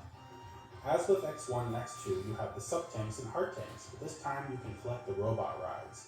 Once you collect them, you can find paths in the level and summon them to basically plow through all you see, or hit a roadblock where the robot ride is just too big. You can also enhance your armor upgrade with chips, but only one chip can be attached at a time. So like the leg chip allows double air dashes, or the helmet chip allows you to regain health as you stand still. But if you're patient enough and grab no chips, you can get the ultra chip that turns you gold and gives you all the abilities. So yeah, make X go Super Saiyan. During your battles, you must face off against Bit and Bite, 2 henchmen for Doppler that have no personality, do not reference again, and really are second-rate X-Hunters, and I always forget about them. Oh, and Vile is resurrected by Doppler. Yeah, I know Vile's popular, but not really with me, so his return didn't bring much fanfare, but good for the fans. He gets destroyed again, so you find Doppler's hidden lab and face off with him. He gives X the chance to join him, or be destroyed and added to Sigma's new body. Way to spoil the reveal of Sigma, Doppler. You defeat Doppler, he becomes his normal non-Maverick self for a few moments because the plot needs him to, and you go face Sigma and destroy his new body to find Kaiser Sigma, a huge new battle body. After probably the most difficult Sigma battle to date, for me at least, he becomes his polygonal virus form again, declaring he will possess X and take over the world. But not before Zero gets the real antivirus and slashes at Sigma and destroys him, and we will never... Wait, I did the DuckTales joke, didn't I? I guess we need to stop that one. X3 continued what X2 built upon and added quite a bit for us gamers to do. Adding the robot ride armors and the extra chips was really cool. To offset the extra upgrades and so it didn't feel overwhelming, once you got the helmet upgrade, it showed what upgrades were in each level. The storyline didn't do much to progress X or Zero as characters, which was a shame, but perhaps I should be happy with what is coming out here eventually. X3 is a very solid game. A lot of fun, a lot of challenges that I enjoyed. Seriously, Kaiser Sigma took me forever to figure out. If I could get much fault, really the music of the game just didn't feel up to par. The Doppler stage music I love, but most of the Maverick stages just blend together. In 1997, Mega Man X4 jumped from the Super Nintendo onto the PlayStation and Sega Saturn and was upgraded to 32 bits. The game does a bit different from the previous X series games. In this game, you can choose to play an entire story as X or Zero, not just have Zero be summoned. No, I never did use Zero in X3, but X4 was a neat little add-on. Plus, it seems like each character has their own story. Or similar stories, just a little bit different. Well, it looks like I'll be going over both. But first, an overall plot summary because it applies to both. It has been years since the third defeat of Sigma, and alongside the Maverick Hunters, a new army of Reploids have grown, known as Reploforce. On occasion, I have worked with Hunters in helping them fight against Maverick. But one day, the floating city Sky Lagoon... Seriously, who thought a floating city was a good idea? Have you played or watched anything where a floating city ends up good? Anyways, Sky Lagoon is attacked by a group of Mavericks who came up with a generator who gives it floating abilities. Let's assume it's the same reason the rocks float in Pandora. And the whole city goes crashing down. Our heroes escape, but return to the ground to see thousands, perhaps more, are now dead because of it. After defeating a generic opening stage boss, you run into Colonel, the Colonel of Rebel Force, who X and Zero is accused of causing this damage. They ask Colonel to lay down his arms and come to Maverick Hunter HQ. Colonel refuses, even that after being told all of Rebel Force would be viewed as Mavericks. But Colonel and Rebel Force have their pride, so Colonel runs away. In response to being labeled as Mavericks, General, the leader of Rebel Force, wait, Colonel, General as their names? For a series to have names like Boomer Kawunder and Magma Dragoon, it seems odd that they have such simple names. Anyways, General declares it unfair that they have been labeled Mavericks unjustly. Okay, I agree with that. And General wants to form an all-Reploid nation. Okay, starting to lose me a little there, General. So all Reploids can live in peace and harmony. Okay, fair enough. And he wants to do that in space. Yeah. Okay, what? And the space station, which is already basically prepared, has a giant laser that is pointed out at Earth. Yep, that says peace. Also, that reminds me of Sonic Adventure 2 and the Space Colony arc. Now to focus on each hunter individually. Let's begin with X.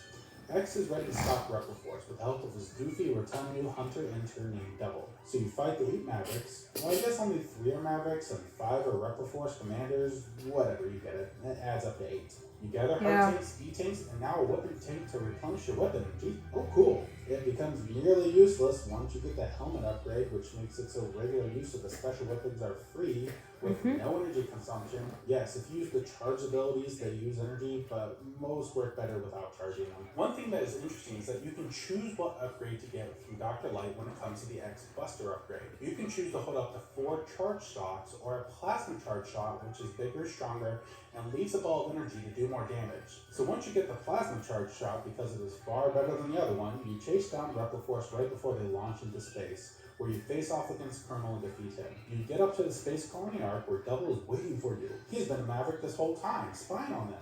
A double agent, if you will. Don't boo or dislike this video because of that bad joke. It was Capcom who made him. So you defeat the Digivolve Double and then face off against General. Defeat him, and destroy, and we find out someone is in control of the giant deadly laser on this space station of peace.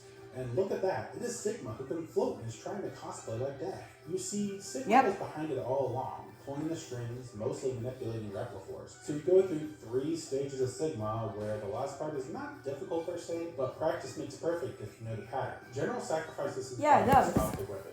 Jeez, Sonic Adventure 2 really did copy on X4. And X gets on apparently the only escape shuttle, and everyone else seems to be dead, as no one else is escaping from the blowing up space colony arc. X ponders if one day he might go Maverick, which may not seem like it, but is a bit of foreshadowing. And he asks Zero to do what must be done. Zero, being of stable mind, tells X he's being ridiculous, so X rockets back to Earth and we will never hear about Sigma again. Zero's story progression is pretty similar. The big difference are he doesn't gain Maverick abilities, but he learns new saber moves as he is mostly close range. He has been having nightmares of a shadowy figure wanting him to do evil. This is really the first true acknowledgement in the X series that Zero was created by Dr. Wily. He is also in love with his sister Iris. Iris stays with Zero for most of the game, but begs him not to go up to Reptile Force in space. After Zero confronts and defeats Colonel, Iris disappears, but finds her way into space before him. Iris, grief-stricken from losing her brother, has his control chip, fuses with it, and becomes a flying right armor because reasons. And Zero defeats her, but does more damage than intended, damaging Iris beyond repair. Zero loses Iris while holding her, wondering what he is fighting for, and creating a meme. I don't know, Zero. The giant weapon pointed towards Earth maybe is what you're fighting for? Zero rushes to confront Sigma, and they have a flashback when Sigma, still good and a Maverick Hunter, confronted Zero in the remnants of what we assume is Wily's old lab. Zero has wiped out all hunters who had confronted him before.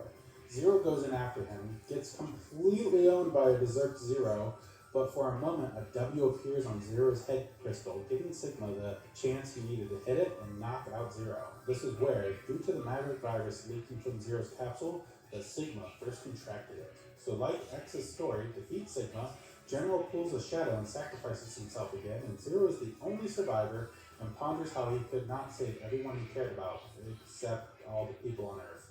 He even starts to question if becoming Maverick is indeed the destiny of all Reploids. X4 is a good game, but is plagued with a few issues. I spoke about the dubbing in Mega Man 8 in my last video, and this was about the same time. In fact, Mega Man and X have the same voice actors. I feel it is handled a bit better here overall, though. Zero's motivation and love for Iris is really tacked on. Really, these are all new characters to us, so the drama and internal struggles Zero in particular go through are hard to identify it. His "What am I fighting for?" scene is its own meme and famous. It's pretty cheesy, but still enjoyable. A huge plot hole for myself is how did Sigma live from the antivirus he was hit with from Zero and X3? And who built him a new body? In the past, they went out of their way to explain such things. It's a little, but it bugged me. Overall, the game is fun and enjoyable. An okay plot, but you've got some variety with playing as both X and Zero, and they played very differently, making each playthrough feel fresh and not stale, which is good as you're going through each stage twice. But if you thought that... At Kroger, every free pickup order is packed with care, or we'll make it right. Plot was getting complicated. In 2001, Mega Man X5 came out, and it was actually originally going to be the final Mega Man X game, leading into the Mega Man Zero series. As we have 3 more X games to go through, I see the game did well enough financially for the suits at Capcom, and they wanted to make more. It will be interesting to see how this all works out. So the game does allow you to choose between playing as X and Zero, much like X4, but instead of 2 separate stories, they are the same stories, but with different dialogue. We will just say X so we know who we're talking about and there's not too much confusion, because trust me, there's going to be some confusion here on out. Several months after the Reptile Force War, X is dispatched to a monument where Sigma has infected it and becomes a giant floating head. Alright, stealing from Andros from Star Fox now, huh, Sigma? Can't just come up with their own stuff? So you defeat the big giant head, but is all part of Sigma's plan. By destroying the head, the mutated Maverick virus, now dubbed the Sigma virus, had spread across the world, causing widespread infection. Oh man, come on! Contracted a rogue Reploid known as Dynamo, who was able to spread a virus into a space station known as Eurasia. Everyone is a virus. Now heading towards Earth and will impact in 16 hours unless the Maverick Hunters can do something to stop it. So yay, a ticking clock. Those are always fun in games, right? X-Zero, along with those are fun. Maverick Hunter Commander, Alia, your oracle for the X series, if you will, and Douglas. Why such a common human name for a mythic Reploid amongst Zero, Cygnus, and Douglas? They all need to do one of 2 things. They need to repair and upgrade an old laser cannon known as the Enigma, or upgrade a shuttle that can be flown into the Eurasia and destroy it. But 8 Mavericks are guarding these upgrades. What is interesting is you can choose to fire the Enigma at any time, even with no upgrades, and it could still technically destroy the space station. I mean, it won't happen often, but it could lead to you going to the final stages and not fight any Mavericks. I mean, it's not recommended, but I'm sure speedrunners love it. God, this is where it gets convoluted. Yes, now it's when it gets convoluted. So you get the parts from the Maverick and destroy Eurasia, or it fails and you do the shuttle thing, but it doesn't have an autopilot, so you need an escape pod for Zero, the only apparent pilot. Of course, we saw X pilot an escape shuttle in X4, but let's not tell him that. He can't die. He has top billing. So apparently the canon storyline, because God forbid it be simple enough to just know without reading a Wikipedia article, is the shuttle destroys most of the space station, but it still causes damage to Earth. In any case, the virus from the space station merges with the Sigma virus and becomes the Zero virus. Because the best way to honor your good friend and comrade is to name a deadly virus after him. The impact point is called Zero Space, which might not seem important now, but it will be in a few videos. So you go through the Zero Space, not fighting Domino, who disappeared after his whole point was to literally distract you and nothing more, and eventually X and Zero fight for reasons? I played this game a few times and even read what is supposed to be happening, but due to the fact that you as the player have so many choices to change how the events unfold, X and Zero rarely talk, so motivations are confusing. The best I can sense, and please correct me in the comments if I'm wrong, other than the plot said so, Zero is gaining power from Zero Space and X is worried. Zero shrugs it off and X demands he goes back to the Hunter base for a checkup. Zero responds by fighting him. See what I mean? It's confusing. It doesn't make sense. So they fight until they are both nearly offline and Sigma shows up to take out X. But Zero attacks Sigma with his Z-Buster and Sigma runs away. Come on, Sigma, you aren't that damaged. You could take them both. They're both weakened. Wait, is the plot of X5 making me root for Sigma? Wow. What is X7 gonna make her do? So you race after Sigma, who reveals his plan was to use the virus to awaken Zero's true self. Sigma also talks about an old man that he met that hates X and knew a lot about Zero. So wily, but it's never really explained how, but we're almost done with the game, so let's not poke at all the plot holes. You defeat Sigma's forms, but he self-destructs, intending to take the Hunters with him. They barely survive, Zero nearly destroyed. X holds his friend and tells him to keep holding on. But Sigma still lives and intends to kill them once again.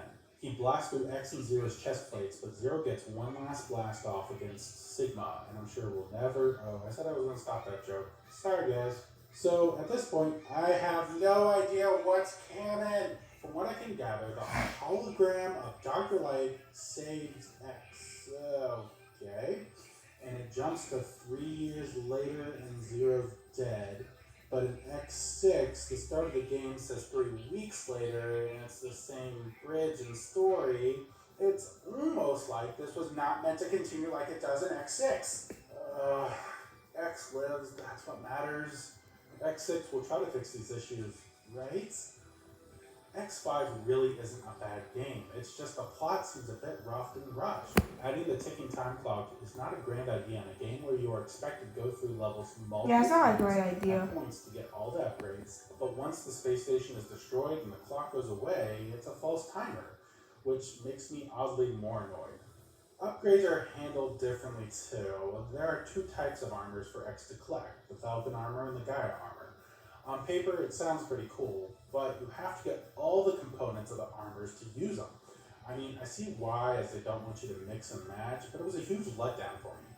I love the idea of different armors, but the execution just felt bad to me. Another thing that holds back X5 is Aelia.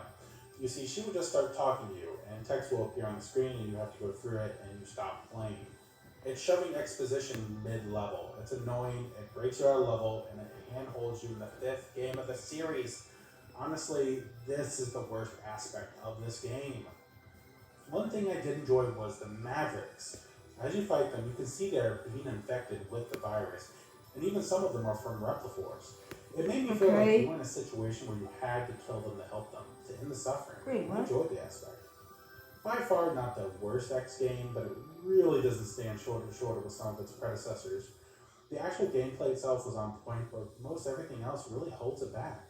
Mega Man X6 came out in late 2001 and continued story with X 3 weeks after the events of X5. He now wields his fallen comrade Zero Saber. It was a few years after Episode 1, so lightsabers were popular and X just had to have one apparently. Due to the space station crash, Earth is too polluted for humans to live anymore, so they're hiding underground while Reploids have stayed topside and are working hard to clean up. The story goes that a scientist named Gate is investigating what has been dubbed the Zero Nightmare, and has contracted 8 investigators to go around the world to find out more and bring an end to the nightmare. 8, you say? Now they wouldn't be Mavericks later, would they? Oh yes, the formula holds true. Gate has also constructed a Reploid known as High Max, who is basically immune to X's attacks. Gate is actually behind the nightmare and constructed a nightmare to look like Zero to make Reploids believe Zero is behind it all. He started to go mad after finding a piece of Zero near Ground Zero at the space station impact. And Gate has used fear to get Reploids to volunteer to help, but they are just bait to feed and grow the spreading nightmare. Luckily, X defeats the Zero nightmare and finds Zero alive. How? How? Apparently he fixed himself? 'Twas but a flesh wound, it seems. This explanation hurts so badly. So you continue to defeat the Mavericks, and Gate is impressed by X and Zero and challenges them to a duel. Oh god, we're not throwing the chaos of Yu-Gi-Oh! In this. Is there a Shadow Realm? Are there 7 mythical objects that you have to collect now? X and Zero travel through Gate's laboratory and defeat High Max and Gate. Of course, take a wild guess what Gate did. He resurrected Sigma.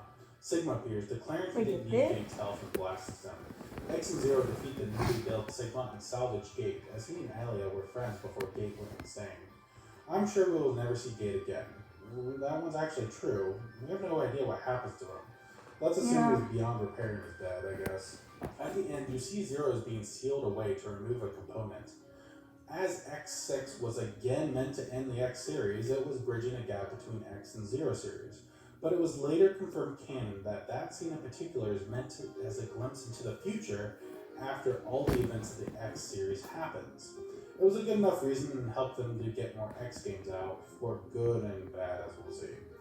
X6 didn't really stray too far from the formula of X4 and X5 had set before it. It did the same multi-armor stuff that X5, which I still despise. I like the ideas that were presented here. I like how Gate was able to make High Max in the Nightmare by going over Zero's DNA. I like how the Maverick investigators were Gate's creations, not just Reploids corrupted.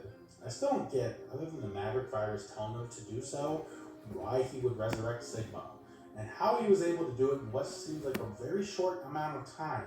But I kept complaining how they never explained how Sigma came back in X4 and X5, so I should just shut up. Really, the only parts of the story that didn't work was trying to mend the fact that X5 was meant to be the end of the series. Zero just hiding to heal made little sense, but whatever. Zero is back, his fans are happy. They also fixed how Alia was constantly talking. It is now an option where an exclamation point would appear on the screen, and you could choose to talk to her if you wanted to. A much better system than X5. All of this really helped to make X6 a much better experience than X5, honestly. But with 3 games in the 32-bit era and the PS2 being out, it was time for Mega Man X to evolve once again. In a shocking and brave move, Capcom decided to skip over the 7th game and just make Mega Man X8. Really? Fine, I'll talk about Mega Man X7. In 2003, Mega Man X7 was released for the PlayStation 2. And well, they tried to change up the game a bit with adding 2D and 3D segments into the game. But let's get into the gameplay after the plot. Sometime after X6, Reploids had built the world back up from the Nightmare and Eurasia incidents. But Maverick crime was on the rise. The Maverick Hunters tried their best to quell the uprising, but since X had retired from active duty to find a more peaceful, non-violent solution, because Sigma has been defeated 6 times before in a non-violent way, a new vigilant faction known as Red Alert has been picking up the slack. But one day, the methods of Red Alert start to get a bit too extreme, and a young, new model Reploid known as Axel leads Red Alert. But the leader of Red Alert, Red, seriously, naming your faction Red Alert when your name is Red seems a bit vain. Yeah, that's weird. Sends a mechanoid to get Axel back. That causes widespread destruction. Zero runs to the AWOL young Reploid and helps defeat the giant machine.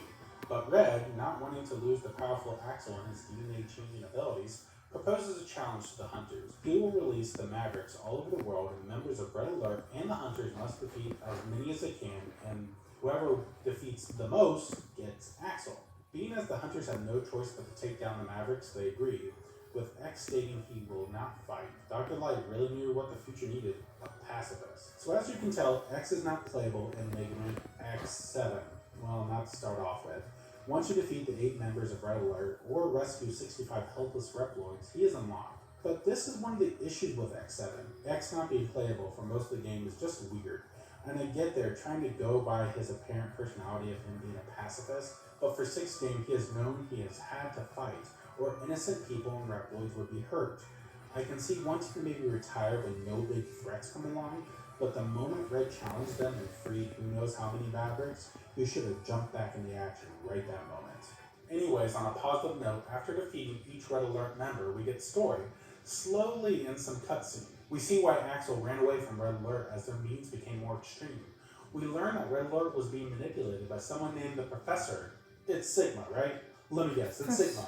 Yep, shocker. So Sigma takes over Red's men with the Maverick virus, forcing Red to use everything he has to capture Axel, as his DNA capture ability could get Sigma 0 and X's DNA. Okay. So after defeating all the Red Alert members, you face off against Red, who after defeating him, tells the trio that he has set the place to self-destruct.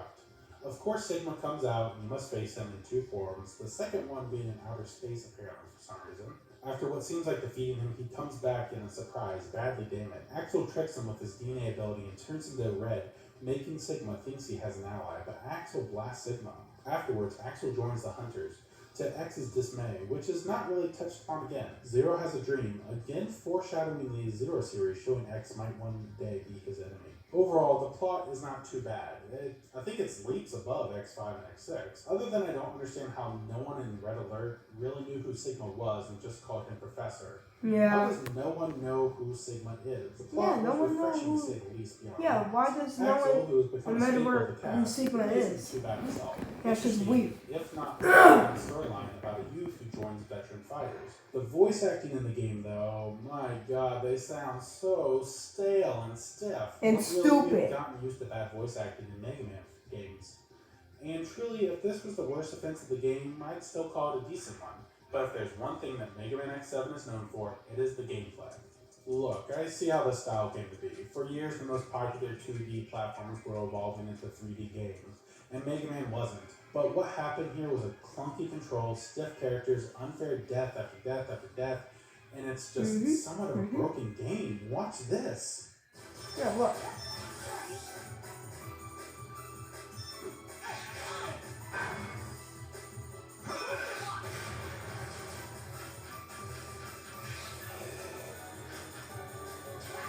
I posted this on Twitter.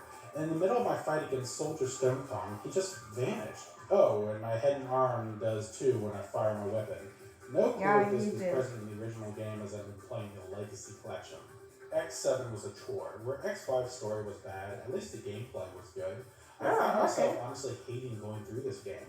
Something I never said about a Mega Man game before. Something I never thought a Mega Man game could do to me. I avoided this game until recently for this video, and I always thought, yeah, X7 is bad, but it can't be that bad. Oh boy, was I wrong. In 2004, Mega Man X8 came back with classic 2D style gameplay with 3D graphics. The story in this one is humans have grown frustrated with Reploids and them going Maverick. So the most logical step was to build a giant elevator to relocate to the moon. The Jacob project was started using the new generation of Reploids. You see, Axel was a stepping stone for these new Reploids who could turn into other ones.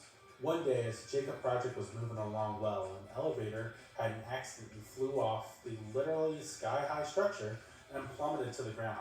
X was on patrol and a large group of familiar-looking Reploids emerged. It was dozens of Sigmas, except one, a new generation Reploid known as Luminae, who was in charge of the orbital elevator. The Sigmas began to form back into their original Reploid forms.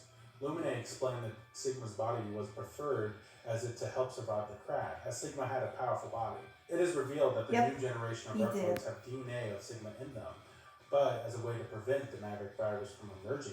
Later, a crab mechanoid was causing chaos, and the trio of hunters, X0 and Axel, go to investigate. They run into Vile, who's alive again. Yep. Not really explained. Zero talks to him like he's been revived for a while and he's wanted. I don't know. And the game really doesn't touch upon it, but Vile has kidnapped Luminae. Vile escapes, and 8 new generation Reploids are causing trouble. So the hunters are on the move to stop the Mavericks, find Vile, and save Luminae. After X7, they brought X8 back to how the series was supposed to be.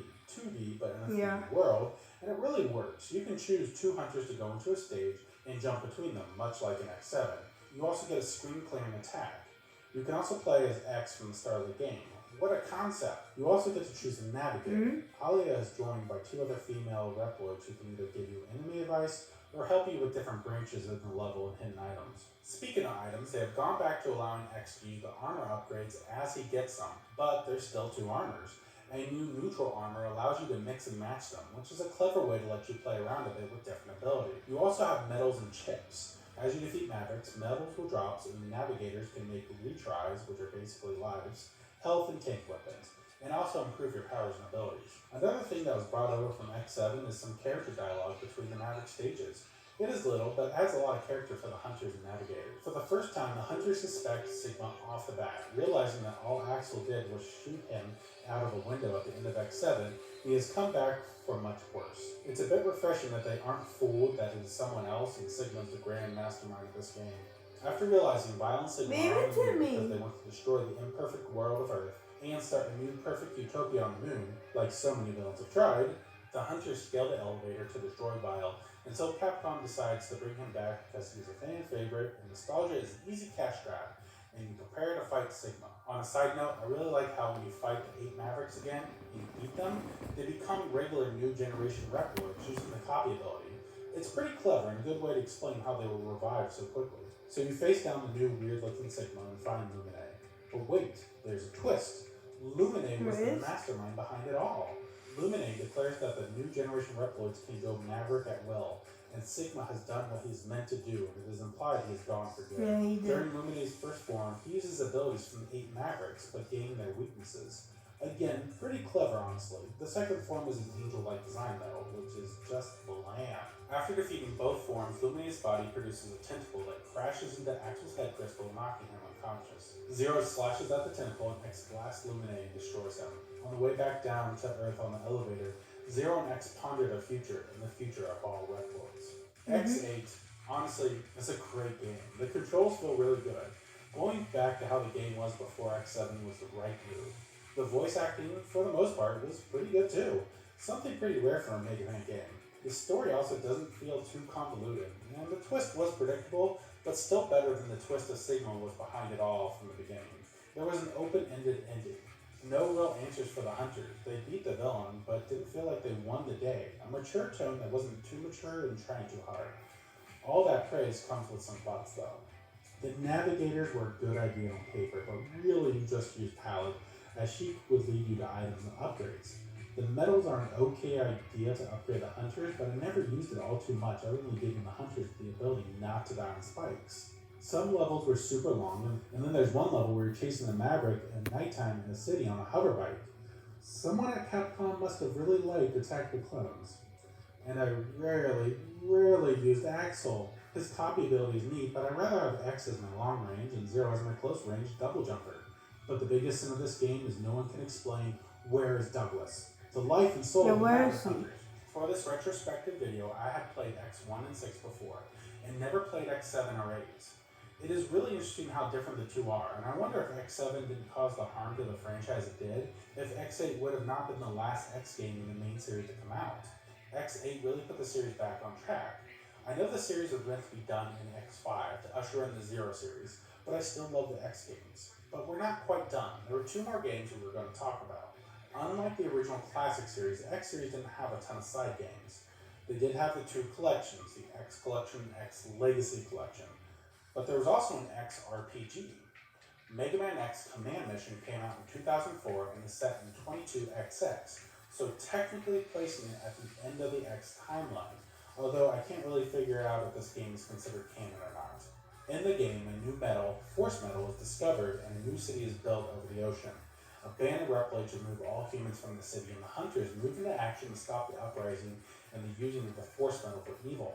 You have X-Zero and Axel, who is apparently okay after the Illuminate thing, as potential team members for this RPG. But there are even more characters you can choose from. Also, you will have Cinnamon on your team for healing, so work around that. The game is not too bad, a pretty okay plot, some good twists, and the gameplay is pretty fun too. My only wish is there were more nods to the past games, like they rebuilt the old Mavericks with Force Metal and it's a revamped look and power. It could have been really interesting, but as is, it's a fun side RPG. They also made Mega Man Maverick Hunter X in 2006 for the PSP. This is going to sound familiar if you watched my Classic Series one. So this was a retelling of the first X game, but changed a bit. It was originally meant to begin the retelling of X1 through 6, but as there is just one, it didn't perform well. I said this in my last video, and I'll say it again. If it was on a Nintendo system, it would have done a lot better. Just saying. This game has a lot of changes, though. First off, once you complete the game, you have a what-if alternate mode with Vile. Vile uses parts from the Mavericks he destroys and attaches them to himself for their abilities. Another change is the boss order, which is completely different, and I don't know why they would do that. Yeah, why would you do that? Which was okay. One thing that this game so bad. It's a bad game. The Day of Sigma.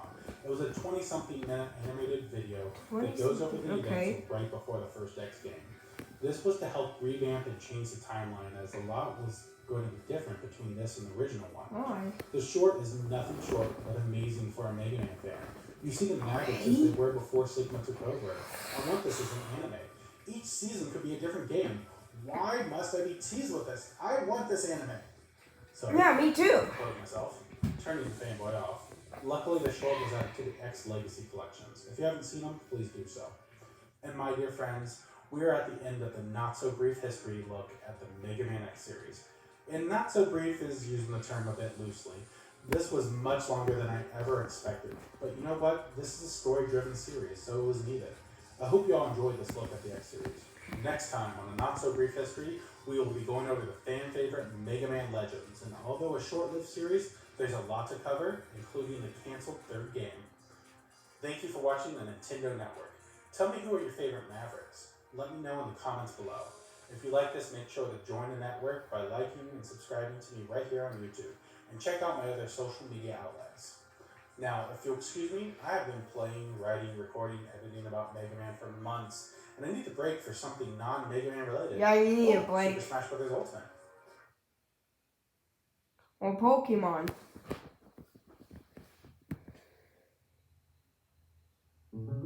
Here we go with another video. But you're no expert, so you kind of me reacting to another video. Got user reviews and expert Yay, reviews. this is my day. Experts? Sure. Find reviews from people who know what they're talking about. Shop with Google.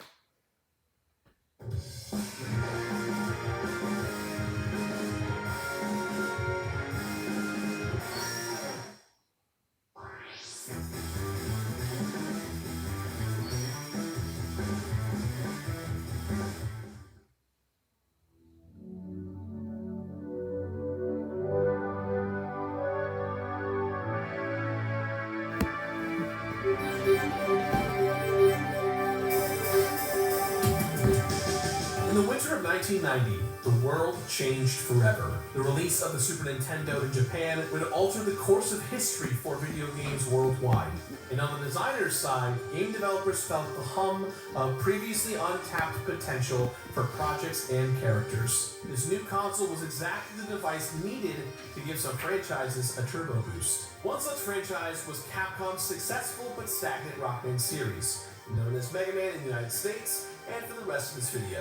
After years of sequels that were fun to play, but increasingly similar feeling, the SNES was poised to give the Mega Man franchise the thrust it needed to reassert its dominance as an incredible action platformer. With Mega Man X, everything felt re-energized, as though Dr. Light himself had installed a fresh battery to a dying series. Mega Man X and its first few sequels revitalized the 2D action platformer genre, but much like the original Mega Man series on the NES, after a few years and several games, fans were left to wonder what just had happened to Mega Man X. With 2018's release of Mega Man X Legacy Collections 1 and 2 on every major platform, it feels like it's time to take a long look at a franchise that has lain dormant. Today, we're presenting the rise, the mixed middle, and a look to what the future of an iconic series could look like. This is the complete legacy of the Mega Man X franchise. Yeah, it is.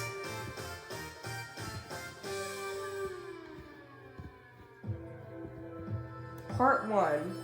Previous Mega Man's rise to glory has been well documented. Originally created by Akira Kitamura and Keiji Inafune during their time at Capcom in the late 1980s, the first Mega Man game had a solid but not exactly blockbuster first outing. Yeah, Mega Man enjoyed an explosive burst of popularity on the NES, however, with Mega Man 2 and 3, much to Capcom's surprise. The series would grow to become one of Capcom's flagship franchises, and the developer was willing to push out sequel after sequel with this instantly iconic character. But after 6 main entries in what would come to be known as the Classic Series, things were not as rosy as they had been. The games were undeniably good, but Capcom was still publishing these games on the original Nintendo Entertainment System instead of the newer and more powerful Super Nintendo. Mega Man 3 through 6, released from 1991 to 1993, were critically successful, but not nearly as popular as Mega Man 2, the Classic Series' biggest success story. The NES and titles released on it faced dwindling sales numbers in the face of the Super Nintendo's popularity. Mega Man was primed to join Mario and Zelda on the 16-bit console, where games were better looking and better playing than ever before. But Capcom was faced with a difficult question. How were they going to bring this popular character and franchise over to an entirely new system? Yeah, like the Switch. The formula for a Mega Man game had been more than solidified since the development of Mega Man X. Classic Mega Man jumped and shot his way through well-designed levels, acquiring different weapons from defeated bosses, and using those weapons to rock, paper, scissors himself to glory. Mega Man X's success hinged upon a fusion of old and new ideas, folding in elements of the past with a fresh and bold direction. The power of the Super Nintendo and the success of Capcom's other big franchises like Street Fighter laid the groundwork for Mega Man to come into his own by shaking up the formula in every respect, from art direction to story to gameplay. Mega Man X became a smash hit. It was important for Capcom to bring someone they trusted to head development of Mega Man on the SNES. They tasked Keiji Inafune, who worked on the original Mega Man in 1987 as an artist and animator, and on every NES Mega Man game since, with planning the franchise's move to the 16-bit era. He also worked on character portraits for the original arcade version of Street Fighter, and was a known and reliable figure at the company. Upon receiving this news, Inafune was excited, but also wary. According to a tongue-in-cheek development diary translated by Schmuckulations, the Mega Man series was the kiss of death to a developer's free time. Inafune was seemingly stumped at how to bring Mega Man, the stalwart of the NES era, to a new generation of players. Rather than completely replicate a classic Mega Man game, Inafune wanted to bring in completely new characters and situations. He created the character Zero with the intention of making him the protagonist for this series, but wound up redesigning Mega Man after realizing fans would inevitably be disappointed by not being able to play as the character they expected. In an interview with Chris Hoffman for Play Magazine in 2004, Inafune remarked, "I wanted a totally different Mega Man. I'm a designer, a creator, and I wanted something new. I didn't want to use the same old Mega Man. And so I made this new character. And of course, the new character I created, Zero, wasn't anything like the old Mega Man. And people were going to say, that's not Mega Man. So I redesigned Mega Man as well." Art direction aside, what this new series needed was different mechanics to justify its existence to fans. This new game placed a huge emphasis on movement and speed, with the dash and wall jump mechanics completely changing the way X would interact with levels. Sonic the Hedgehog this emphasis game. on speed and verticality helped set X apart from his classic self. Inafune and the X team also saw an opportunity to integrate the feeling of leveling up and growing more powerful even deeper into the Mega Man formula. Instead of just acquiring different weapons from bosses for the first time, Mega Man could improve his equipment as well, in the form of sub-tanks, armor parts, and heart containers. This RPG-like trend was sprinkled throughout Mega Man X and incorporated in every subsequent game in the X series. With a new look, new moves, and a new focus on upgrading equipment, Mega Man X brought one more thing into popularity: completion bonuses. This was a first for the series. Die-hard fans can earn the Hadouken move, a nod to Capcom's Mega hit franchise Street Fighter. Having a secret Easter egg that only the best players could unlock showed that the developers were thinking about the legacy of this game. Or just cheating with passcodes. Revolutionary action gameplay, and a more bombastic storyline focused on good versus evil resonated with players. X felt like the future of the series that fans have been waiting for. Much has been said about the impact Mega Man X has had on game design as a whole. Mega Man X injected new life into not only the Mega Man franchise, but the entire genre of the action platformer. Oh great, another ad. I hate ads. Say it's alright. Say it's alright. It's alright. Have a good time. 'Cause it's alright. Oh, it's alright. Part 3. Mega Man X was just the starting point. Mega Man X2 and X3 would further streamline what was established in this new series. X2 and X3 are known as the Super NES trilogy because for a long time they were exclusive to that 16-bit console. These three games would establish what the base gameplay of the entire X franchise would come to look like. They also offer a preview of what would come to divide fans down the line. One of the strengths of the Super Nintendo was that it gave developers a chance to reimagine and redefine what their classic franchises would look like. After all, what were 1990s Super Mario World and 1990s Link to the Past, if not more refined versions of Super Mario Bros. 3 and The Legend of Zelda? Mega Man X followed the trajectory of sticking close to the classic Mega Man formula, but put a Super Nintendo spin on it. One of the biggest changes from the classic era to the X era is the introduction of a dramatic and complicated story. Classic Mega Man had always been inspired by old school anime and tokusatsu shows like Super Sentai, or what we would come to know in the United States as Power Rangers. Instead of just a blurred Power Rangers. X has full-on cutscenes. X2 and X3 introduced more characters, more plot lines, and more to keep track of. The story began to resemble that of a long-running anime. Love it or hate it, the ever-complicated plot of the X series is one of its defining features. The story of classic Mega Man is almost non-existent in the NES games, mostly because it doesn't need to be. You are a little blue robot and you fight other robots, some built by Dr. Light, some built by Dr. Wily. But all are converted and controlled to do Dr. Wily's evil bidding. The Mega Man X series provided motivations not just to the main character, but to the dastardly villains as well.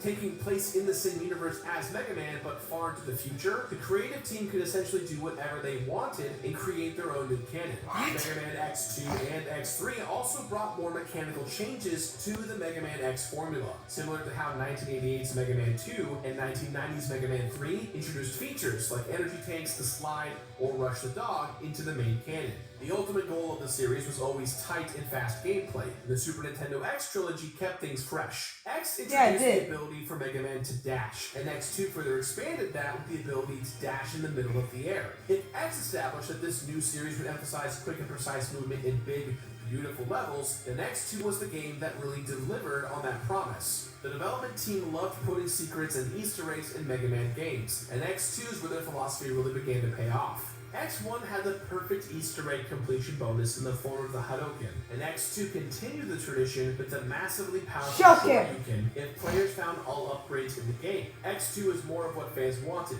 perfect pacing, a memorable soundtrack, and a difficulty curve the player could dictate depending on how they approached collectibles. With its optional boss fights, incredible vehicles, and changes to movement and weaponry, X2 very much felt like lightning had struck twice. IGN said in a roundup of the 100 best SNES games of all time that following up the explosive debut of the Mega Man X series was no small task, but Mega Man X2 accomplished the job admirably. Though not as innovative as Mega Man X was to classic Mega Man, X2 is to X1 what Mega Man 3 was to Mega Man 2. X3 marks another hallmark moment for the series. It is the last X game to appear on the SNES, and the first to be ported to the 32-bit powerhouses that were the PS1 and the Sega Saturn, at least in Japan. This game made even greater use of the CX4 chip that was first developed for X2. In the Mega Man Official Complete Works, designer Yoshihisa Suda recalls that there was a time when they were holding weekly meetings to discuss how to use the CX4 to its maximum potential.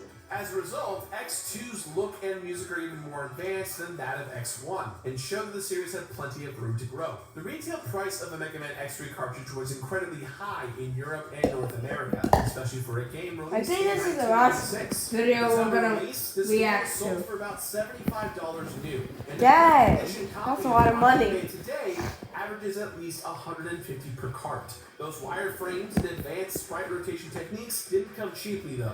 X3 ran into Mega Man's greatest foe, time. This game was produced during the tail end of the SNES's life cycle in 1995. X3 is also iconic for another reason. After years of teasing, this is the first game that let players finally control the mysterious Zero. Zero brought a whole new style of play to the X franchise, though his usability was very limited since if he fell in battle, he could not be used for the rest of the game. But his influence would be powerfully felt from this game forward. From both a story and gameplay perspective, X2 and X3 felt like natural steps forward for the X franchise. In the Mega Man Official Complete Works art book, Keiji Inafune says, "The nature of a creator is to constantly want to make something new, something different. However, we did understand that we couldn't completely go against everything that had came before." Looking at the series as a whole, it is clear to see where Inafune felt that Mega Man X could innovate, and where he and other Capcom creatives felt they needed to adhere to what had come before. Ooh, the part 4.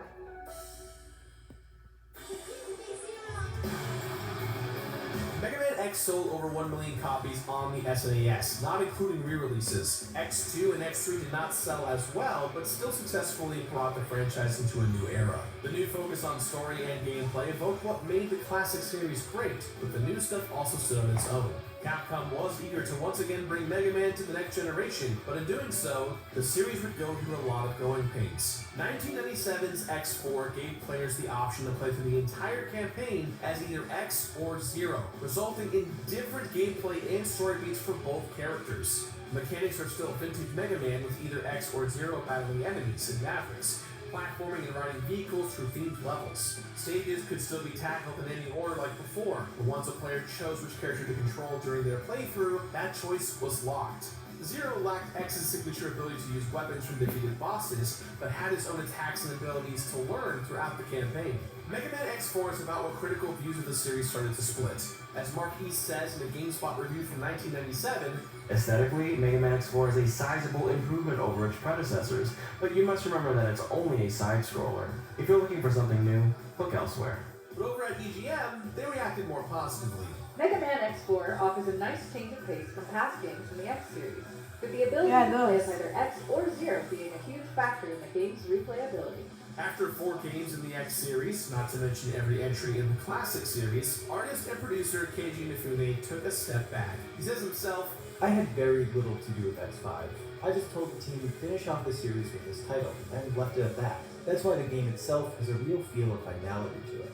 Inafune may have felt ready to walk away from X at this point, but the future had other plans. X5 was in production for longer than any other Mega Man titles, as developers worked to push the power of the PlayStation 1. Finally releasing 3 years after X, this game didn't provide anything truly revolutionary to the series, other than a controversial timer system that limited levels' replayabilities. This game also added a plot device that relied on RNG. At any point between levels, players could choose to fire off a weapon into the atmosphere to take out a falling space colony. Whether or not the attempt is successful is pretty much out of the player's hands, and influences how the rest of the game plays out. Unless players safe-scummed, it wasn't easy to determine the outcome of this game. In a previously mentioned Play Magazine interview from 2004, Inafune cites the enduring power of the Mega Man design philosophy. "What I feel truly makes Mega Man is getting shot and killed, or falling down a hole and losing, but yet feeling like, frustrated, I lost, but I want to play again. I want to continue to keep playing until I beat this stage, or continue to keep playing until I clear the game." So people who are complaining now, saying it's too hard, they don't truly understand what the game is about. Yeah. Which is the frustration, which is about clearing a difficult goal. That's what Mega Man's always been about. To many fans and critics, 2001's Mega Man X6 felt tough without the fairness, undermining the philosophies of the series thus far. It wasn't tough The for longer me. the X series went on, the more difficult it became to jump right into it. Unlike the SNES trilogy, X6 starts slowly, with characters like Aaliyah stopping the action to explain every little thing. The anime-style cutscenes of X4 are out in favor of static pictures and text boxes consistently throughout. For a game with action so intense and the story so heightened, it feels like a step backwards for the series. Despite retaining much of the staff who had worked on the previous games in the series, X6 had some design decisions that stuck out to players' memories. The parts and armor system received an overhaul with mixed results. For example, it is impossible for the character X to switch armors after starting a level without killing himself or quitting out to the main menu. Progression worked differently too, in that players could reach the final boss without actually defeating the 8 bosses like in most other Mega Man games. But X6 also pushed some of the series' artists in unexpected ways. Lead artist of X6, Haruki Suetsugu, makes an excellent case for the character's designs. I guess it's because we had made it to the 6th title in the series, but we got into some pretty unusual themes for our boss characters, like scarabs and water fleas. From a designer's perspective, it seemed like a fun idea. From a critical perspective, X6 is probably considered the worst in the series. It Yeah, sits it at is. 65 on Metacritic, firmly in the mixed Boo! category. It's still undeniably Mega Man, but whether it's due to release fatigue or other factors, the X series was in a bit of a rut. Come to Data Busters for the limited time eat and play combo. Part of the legacy of Mega Man has been the domination of everything he touches. The X series was no exception, broadening the Blue Bomber's horizons to all forms of media: video games, anime, manga, art books, and action figures. And then there's the series' appearance on nearly every form of hardware: the NES, SNES, Sega Saturn, PlayStation, Windows, and beyond. X even made a detour into handheld territory with the bold experiments of Mega Man Extreme and Mega Man Extreme 2 for the Game Boy Color, both released in North America in the year 2001. Perhaps sensing that the original team was restless to move on from the X series, Capcom prepared to pass the torch to new artists and designers as the X series wore on. Sweet Sugu worked on X4, X5, and the Mega Man Extreme series. He poured his heart into the new character designs for these portable games and was amazed by the results. Regarding the armored characters Zane and Guimeld, he commented, "I did think they were a little too complex considering the Game Boy's graphical capacity, so I was totally blown away when I saw them come to life on that little screen. I can't say enough nice things about the masterful skills of the people who work the dots." Mega Man Extreme was proof that when Capcom wanted something like the X series on handheld consoles, they would do their best to make it happen. Extreme still feels like an X game despite the Game Boy Color's lack of processing power. The plot is somehow still canon in the X series, and the gameplay itself is sort of like a greatest hits of the Mega Man X mechanics. Mega Man Extreme 2 would go even further, putting Zero on a handheld console an entire year before the character's Game Boy Advance debut. Extreme 2 even implemented a stripped-down version of the parts system from Mega Man X6. Considering that the Inafune produced Zero series was just over the horizon, and that console Mega Man X games were still going strong, it's noteworthy that Capcom invested so much into these games, and that they came out as solid as they did. Extreme and Extreme 2 may not be the instant classics that Mega Man X and the other games in the X series were, but they do an admirable job of bringing X to handheld consoles. At the time of Extreme 2's release, the Game Boy Advance had already been dominating the handheld market for 6 months, continuing the unfortunate tradition of Mega Man appearing on consoles that were on their last legs, or to use a more apt metaphor, their last set of batteries. The X series would never grace a handheld console again until the release of Mega Man X Collection on the Nintendo Switch. After X6, the series made the jump to yet another generation, the PlayStation 2, with Mega Man X7 in 2003 and X8 in 2005. After a decade of Mega Man X games, the series had grown and changed, but not all forward momentum is easy. X7 was the first game to experiment with 3D, which proved to be a stumbling block. Mega Man X8 carried the full weight of everything that had come before it. It is no easy feat to jump from 2D to 3D. Just ask Mario, Zelda, Sonic, and really any other big-name video game franchise. Adding a new dimension to the mix comes with its own set of headaches. The X series had steadily seen Keiji Inafune step back to focus on his own work, but he was still involved as a series producer. In X7, a new playable character was added to the main cast alongside X and Zero. Axel! Inafune's only design work on X7 was to give advice regarding the creation of this new character. He told the team, "If we're bringing in a new character, just make sure you give him a distinctive silhouette." But even with strong art direction, X7 stumbled like so many first forays into 3D. A GameSpot review by Ryan Davis laments that the controls don't translate from 2D to 3D very well, and this is exacerbated by the game's reliance on nick-of-time platform jumping and by its unwieldy camera. X7 would probably be a better game had it stuck to its guns and stayed with the series' 2D platforming action. It also probably didn't help that X, the main character from the previous 6 games, wasn't playable at the start of the title. He had to be unlocked by rescuing Reploids, a first for the series. Axel was fine as a new playable character, but he certainly wasn't Mega Man X. The X series was in a tricky spot at this point. When they stuck to the formula, critics cried that Capcom was afraid to innovate. When the games tried to promote new characters or ways to play, fans wondered why things couldn't go back to the way they were. It truly felt like a damned if you do, damned if you don't situation. 2005's X8 could be seen as an attempt at course correction. The game leaned into a 2.5D style. IGN called it a substantial improvement over 2003's X7 and has some truly awesome stages. It felt like a return to form, but that could also be because the team was more well-versed in the technology by that point. The game added difficulty modes and New Game Plus, features that felt like the series was connecting with the future. X8 didn't try and reinvent the wheel, but went back to the well to focus on what players had come to love about the X series as a whole. Fast, difficult action, an amazing soundtrack, memorable bosses, and an increasingly over-the-top plot. Since Mega Man X8, there has been no new mainline Mega Man X games. There have been spin-offs, including Mega Man X Command Mission, an RPG set in the X universe. This game came out just before What is that, a released lip-off? on the PlayStation 2 and Nintendo GameCube. This game truly broke the mold of the X series. Mega Man had appeared in RPGs before, notably Mega Man Battle Network, but this is the first and only RPG featuring Mega Man X and his fellow friends. KG wanted nothing to do with this title. In the official complete work art book, he said, I've always believed that X is an action game and belongs squarely in that genre. So when I was told to make a Mega Man X RPG, I just said no. I totally left this title up to the others. I didn't want to touch it at all. Command Mission marks an unusual step for Mega Man. It is one of the few games in the series that is unavailable digitally. It's a hard-to-find kind of a hidden gem of the series. IGN thought so too, saying, Various aspects of combat make for one hell of a nice battle system, and despite being as influenced by other RPGs as it may be, the final product works together rather effectively. So where is Mega Man X now? Technically, where Command is he? Mission is the final game in the X series. It's been years since that game's release, and there hasn't been a true side-scrolling sequel ever since. Yeah. That doesn't mean that X is gone for good.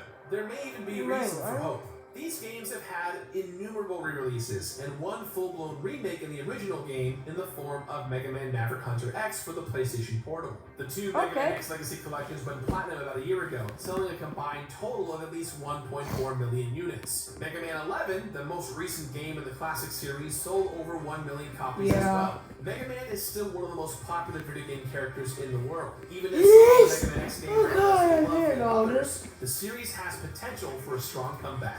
It is a truth that's universally acknowledged that any 2D action platformer in the modern era must owe a debt to Mega Man X. But developers tend to cite the earlier games in the series. With nostalgia culture in full swing over the last few years in Japan and in the US, it is easier than ever to consider the Mega Man X series as a whole.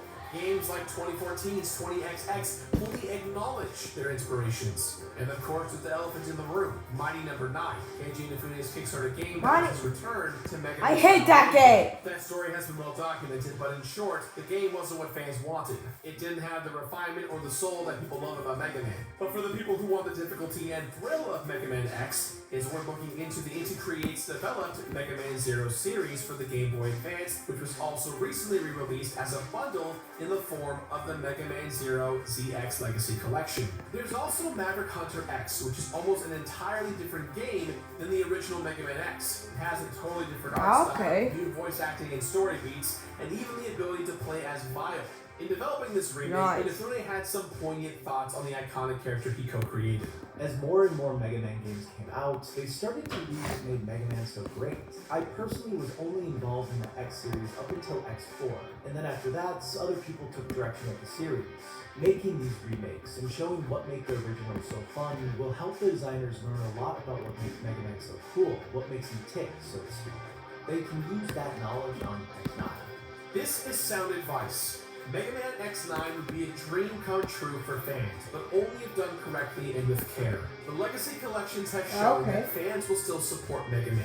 Even though X9 rumors have been swirling for a few years with no definitive proof of new developments, the future potentially remains bright. More recently, Capcom has been working closely with companies to celebrate their legacy in the form of merchandise and physical re-releases of their classic games. Mega Man X recently celebrated its 30th birthday, with Capcom releasing special edition cartridges in conjunction with IM 8-bit for the original Mega Man X. These cartridges as a limited number has been made. But one of the wonderful things about this re-release I guess it's coming out of Mega Man 12. Was asked by Capcom to write the foreword for the game. It was truly an honor and a privilege to be able to celebrate this franchise on such a personal level. So there we have it. From the original Super NES trilogy to the PlayStation, to Game Boy, and beyond, Mega Man X's impact has been undeniable. Even if we don't get another main entry in the X series, this game's influence on action platformers is clear to see. And that is the current complete legacy of Mega Man X.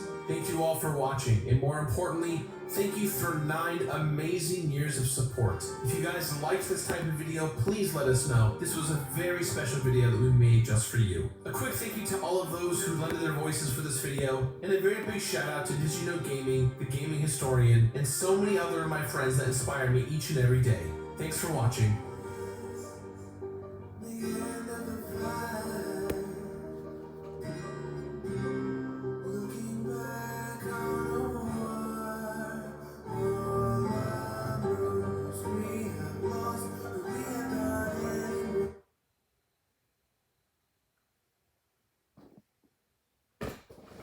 Man, there were so many videos to react to.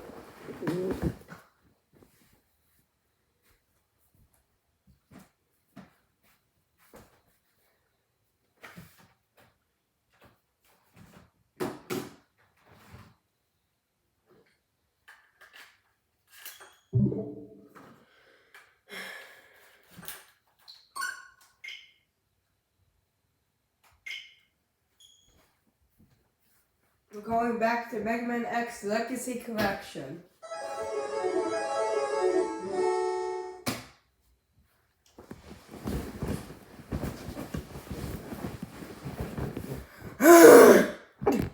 Sorry.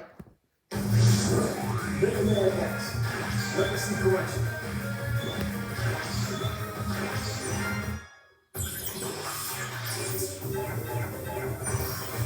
Intro to Mega Man X2.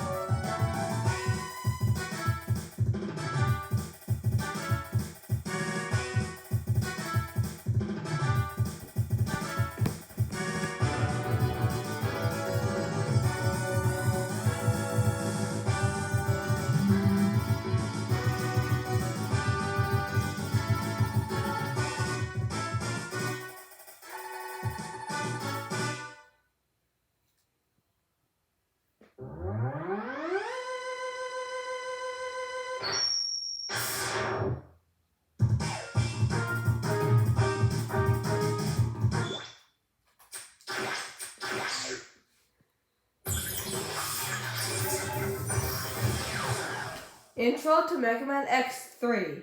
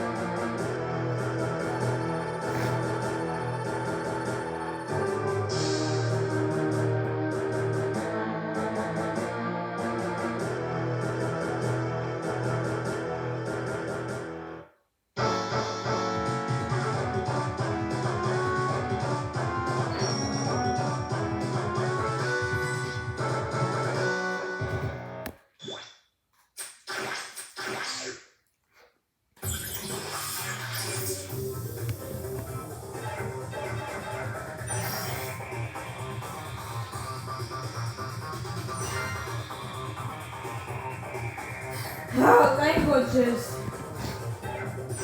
eh.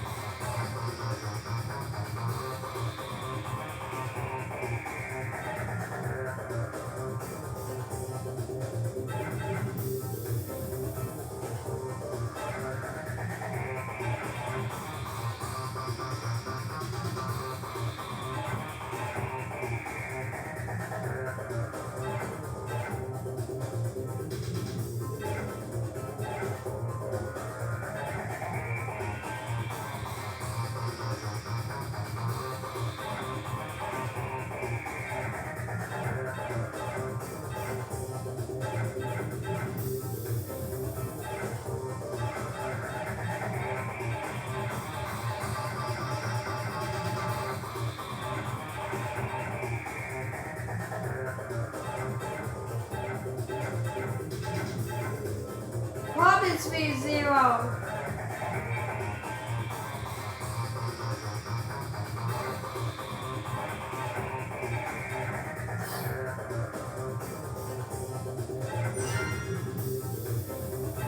Yeah, this is a screen filter, whatever.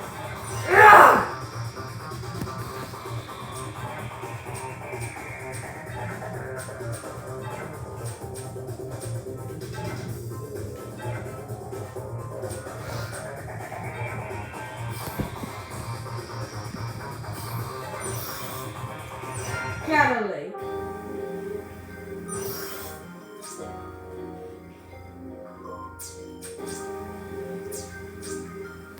The year is 21XX AD. Reploids, robots with the ability to think and feel them for themselves. Yeah, that's a lot. Oh, X 0 Sigma Vio Chill Penguin Flame Mouth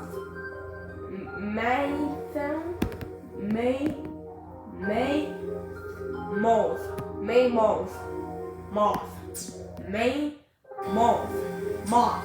It's so hard. Armadillo. Storm Eagle. It's still Chameleon. Boomerang. Whatever. And we got normal X without his armor. Yep, we got a warning. Large octopus. Spark mammal. Normal X. Another one. Armor X. Armor X again. Let's see, who else do we got? Armor X and 0. 0, Chill Penguin, and whatever that guy's name is, whoever he is.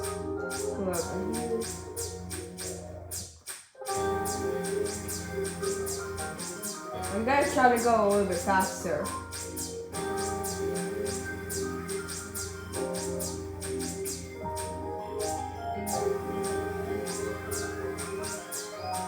Yeah, I think that's all the pictures from Mega Man X, yeah. Next one, Mega Man X2 pictures.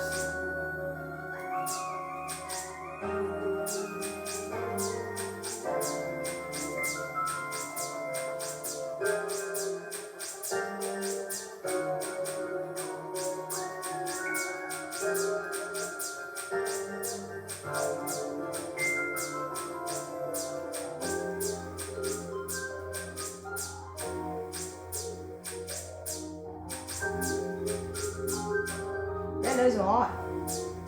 Okay.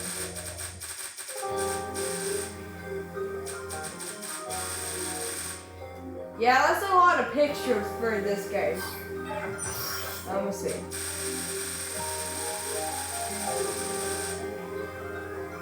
Okay.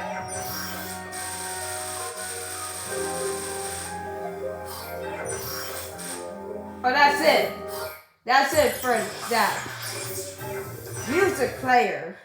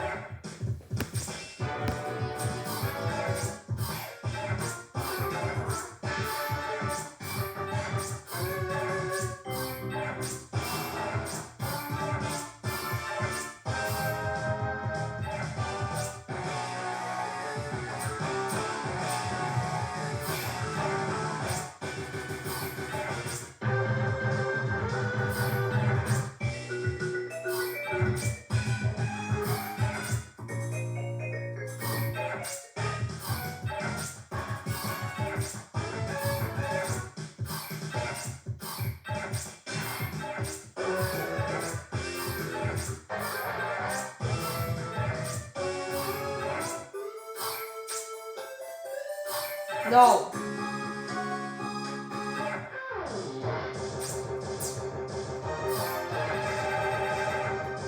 Hold on.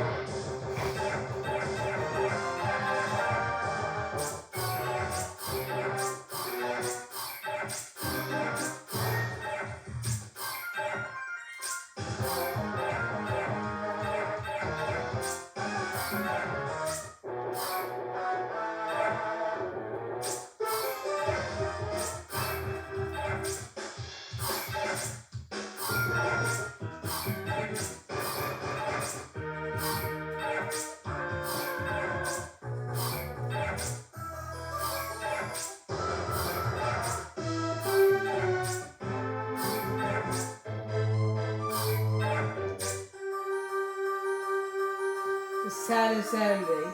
Zero died.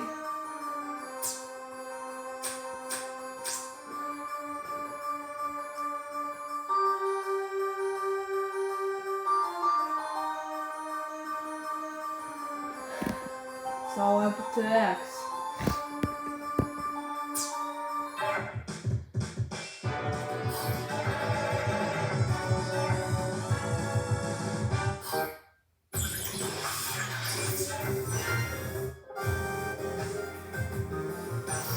Let's see what action figures we got.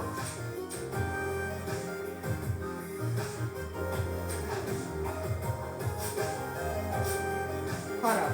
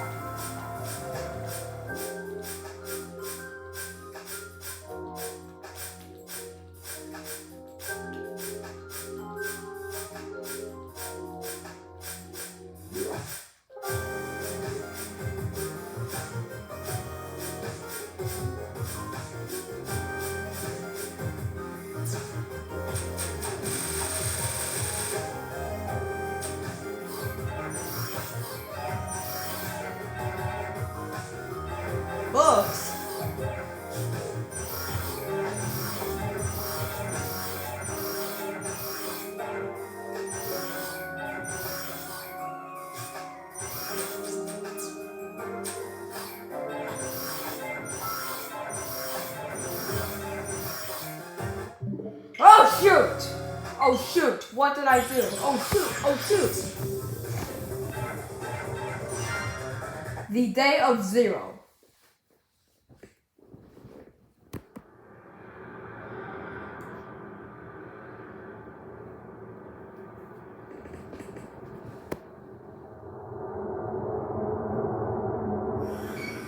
Arriving at drop point in 45 seconds. Thanks, you copy. Fire at will once the target is in range.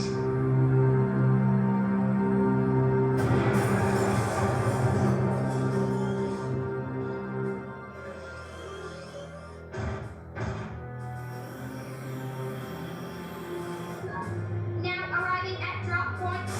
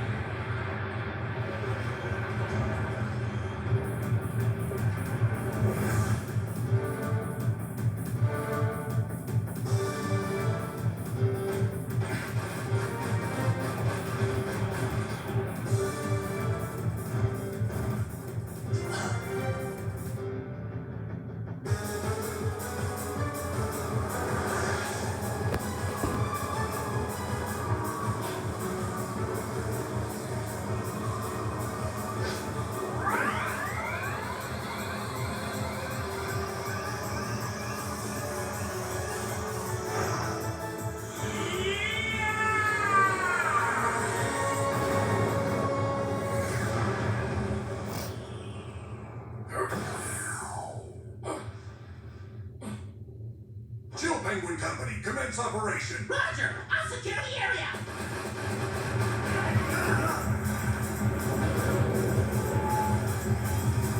What? The thing's hardly damaged! Here I come!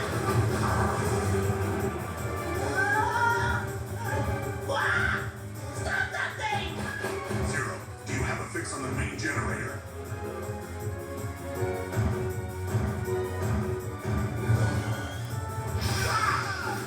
It's no good! This thing's too fast! I can't get close!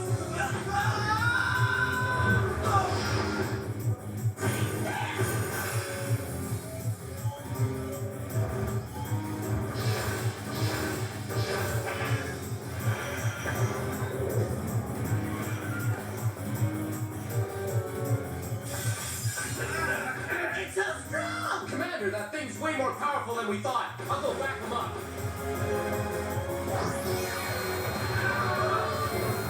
Oh god! That's a lot of damage!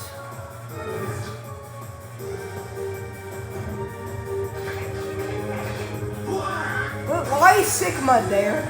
He's a bad guy.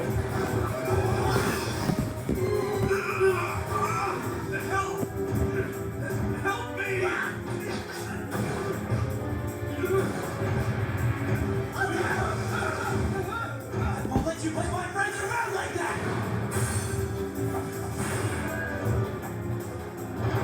Get the generator! Help me!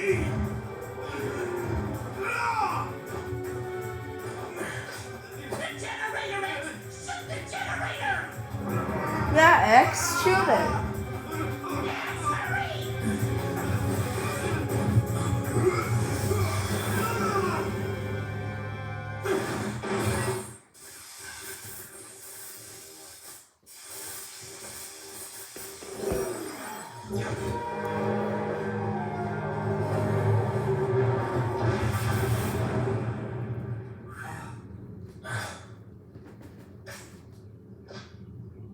Is the relief party coming? Casualties confirmed. Prepare a full retreat. Be sure to disarm all combatants.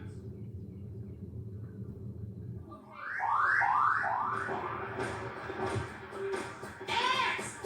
Why didn't you shoot? Chill, Penguin. Do you have any idea how many casualties there would have been if the commander hadn't taken that thing out when he did? X. It was my fault I let that mechanoid get a hold of me. I'm just glad the commander was able to get me out of that mess.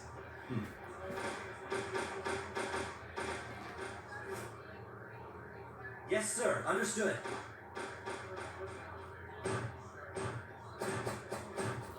Oh, great. Yes, Commander Sigma, sir. Your aiming capabilities are no different than my own. You could have easily hit the generator. You are aware that there was only a small chance that our compatriot would have been hit by the blast, correct? Yes, Commander. Listen well, X. There are times when we Maverick Hunters cannot afford to hesitate in pulling the trigger. We must become both sword and shield to those who cannot protect themselves. That is our sworn duty. Never forget that. Commander Sigma. Commence retreat once casualties have been assessed. Yes, sir.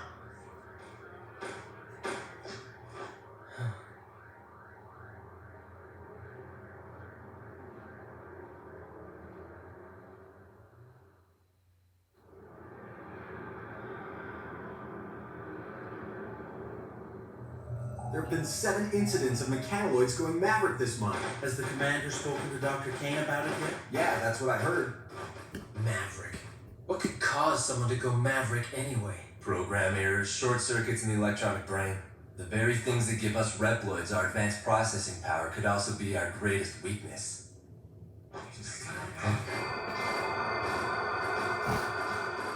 Vile. Vile. Looks like he must have caused a ruckus again.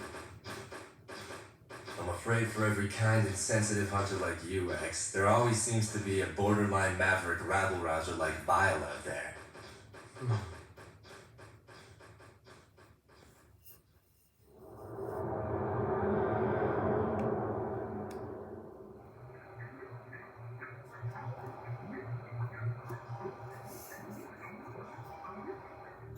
There's been a lot of action around here lately. Yes, Dr. Kane. Maverick crime has been steadily increasing. Even giant mechanoids have begun to run amok. And how is X doing? As far as his judgment and abilities on the battlefield are concerned, he has shown tremendous promise. However, he tends to hesitate when the situation calls for decisive action. He worries too much. Of course, that is his greatest feature, and the source of his potential. Sigma, you don't have that problem at all. When I found that robot, X, sealed away so long ago, I utilized his design concept to give birth to you Reploids. Reploids have the ability to think and act on their own, just like human beings. But the only one who seems to worry and fret so deeply is X. That is the source of his great potential. His worrying shows potential? It's not a weakness?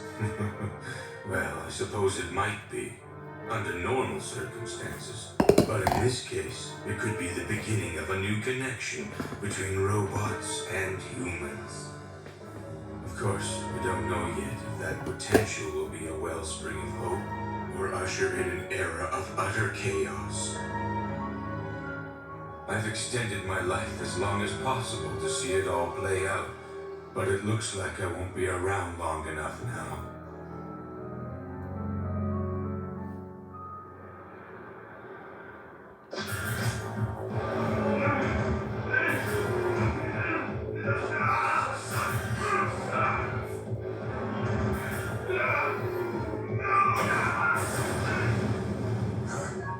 Training sequence concluded.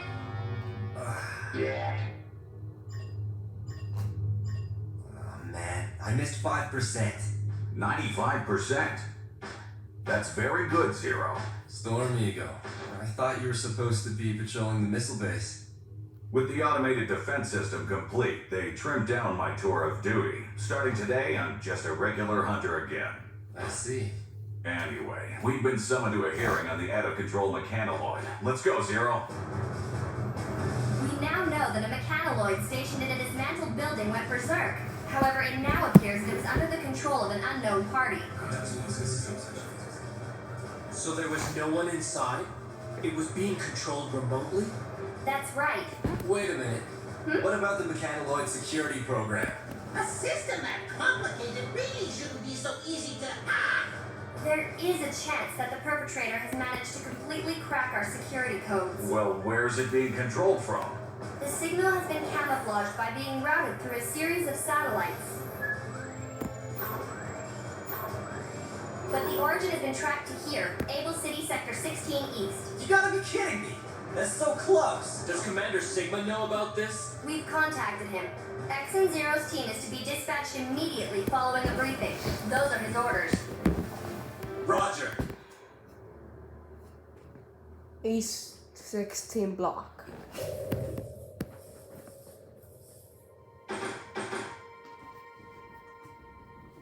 Strange. It's too quiet. Want to check it out, X?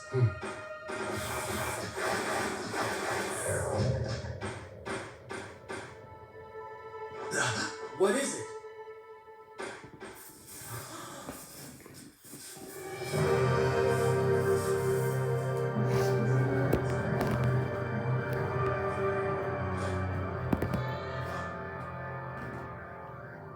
Well, no dice. I'm afraid that whatever did After was here must this be gone now. thing finishes. That's quite a feat. Status report. Sir, looks like it must have been an How inside long is job. this thing? They were done in shortly after the mechanoid went berserk. What do you make of it, Zero? Well, no matter who did it, it seems fairly obvious that they have incredible combat skills. Each and every blow is directed at a weak spot.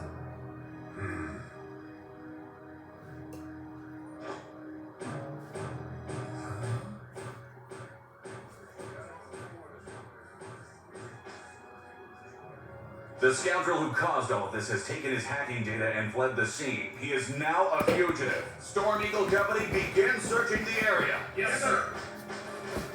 The Chill Penguin Company will check other sectors. Let's go! Yes, sir.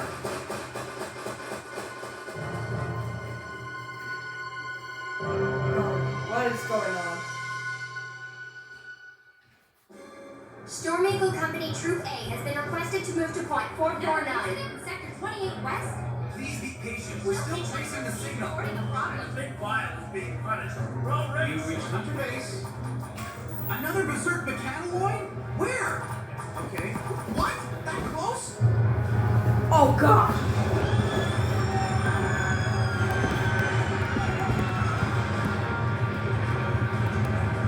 No way you're going past me! Oh no. Wait, Vile is in jail? What did he do?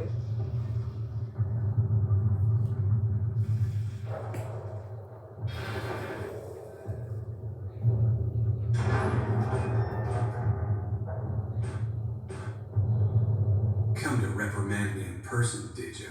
I can't believe it's gotten this bad. All these berserk mechanoids. Why do I get the feeling that they're just here to distract us? You think whoever's behind this has a different goal in mind? Zero, we have an emergency. The ex-Maverick Hunter Vile has just escaped from his cell. What? Report to the scene immediately. Roger that. Just a little longer. We've almost got the signal traced. X and Zero's team is headed for the detention center now. What is your next order? Commander? Commander Sigma, please respond. What's the matter? Something's wrong. I can't raise Commander Sigma. They're all dead.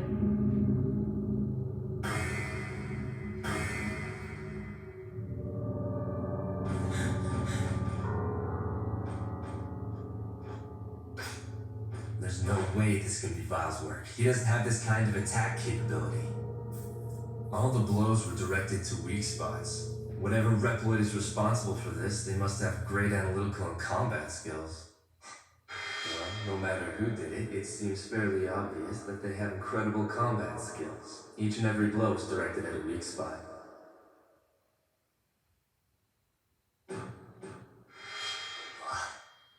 So, you think whoever's responsible made the mechanoids go berserk as a cover so he could spring Vile? Huh? This is Zero. Zero, we've managed to trace the hacker's location. The berserk mechanoids are being controlled from the missile base. I've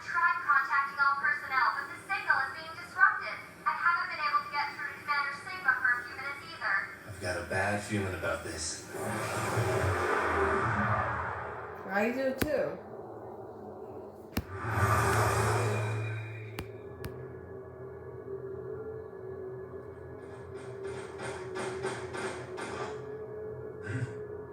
Someone's here.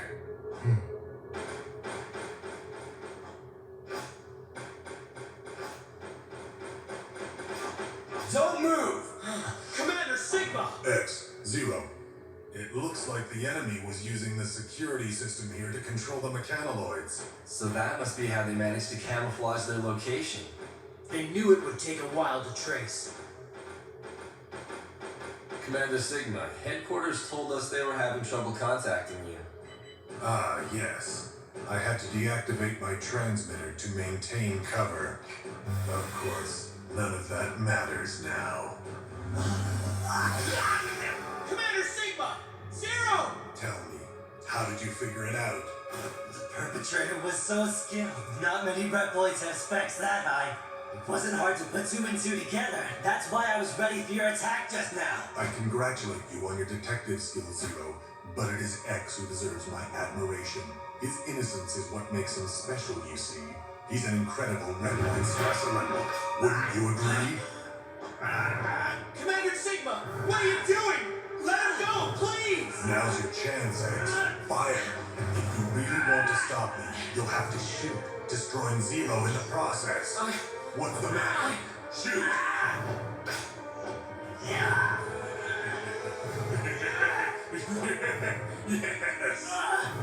You can't do it, can you, X?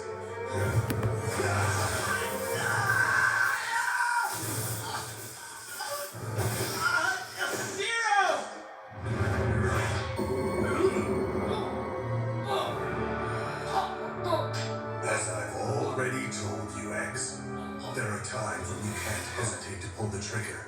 You couldn't do it. You missed your last chance to stop me.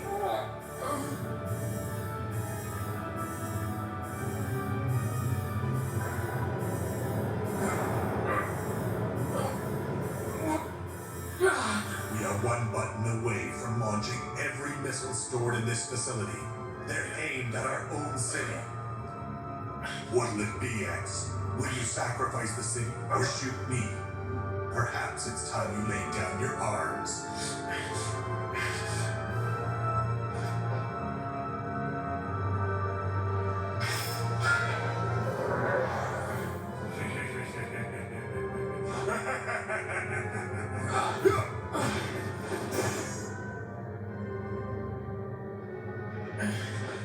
Why? Why are you doing this? For our future, X, I believe that it's time we put Reploid potential to the ultimate test. You set this up from the start. Made the mechanoloids go berserk? Caused the death and suffering of countless innocents? There are many others on my side. You see, evolution requires sacrifice. Behold!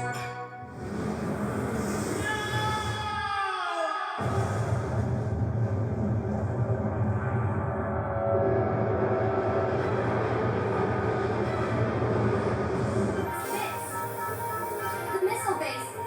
Missiles have been launched. Now calculating trajectory. Reploids, created by humanity, yet possessing abilities far beyond our own.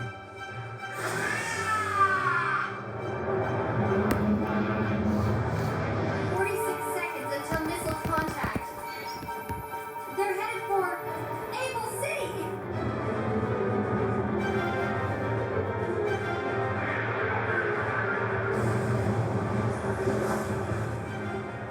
Mankind's heritage?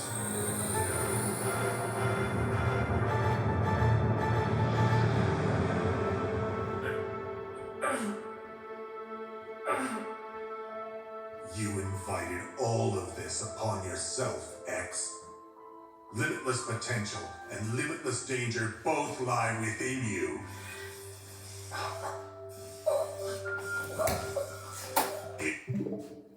What? Do you want it? Sure. What do you say? Thank you, Mom.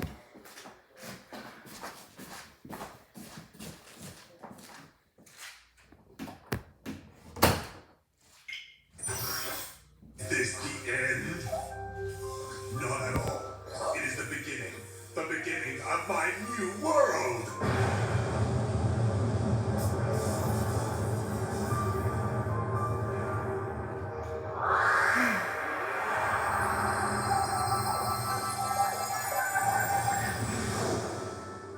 X. X. X.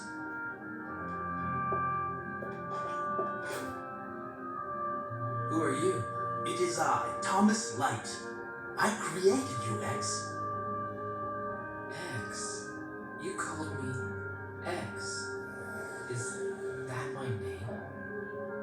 That's right. It's a variable. It represents limitless potential. You see, you are a new type of robot who can think for himself.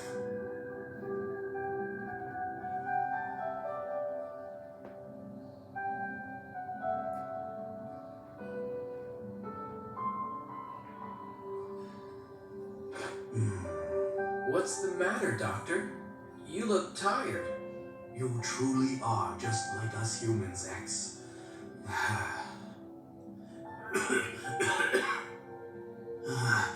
That's why I'm afraid that mankind is not quite ready to accept you. We are not yet mature. They may very well view your limitless evolutionary potential as something to be feared. The name X also carries connotations of danger.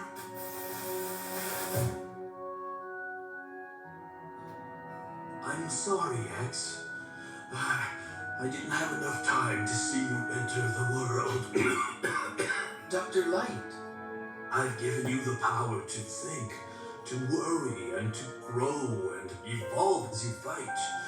But it is too soon for that power to be unleashed. Doctor, I'll use this power to fight for justice, to fight for hope. Of course you will. I believe it to be so.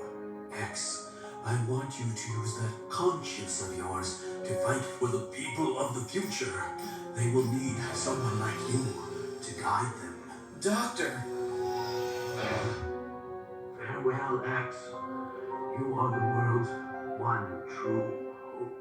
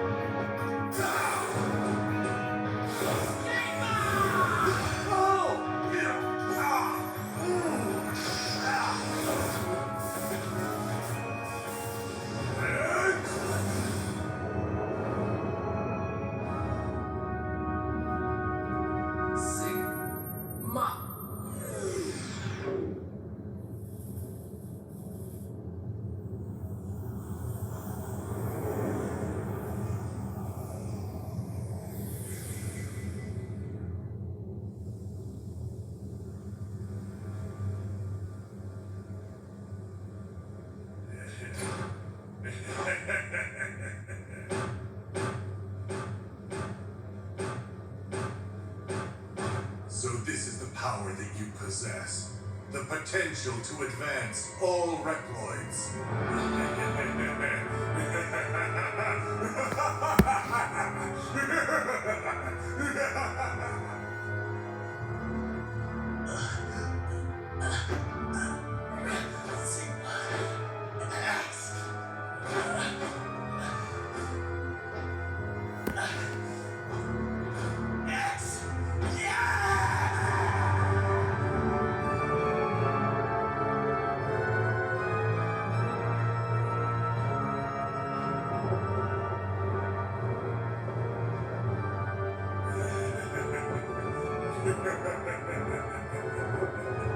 Come and get me, X. The time has come to prove your mettle against me. This fight will decide the fate of all Reploids. The battle may be over, but the war is just beginning.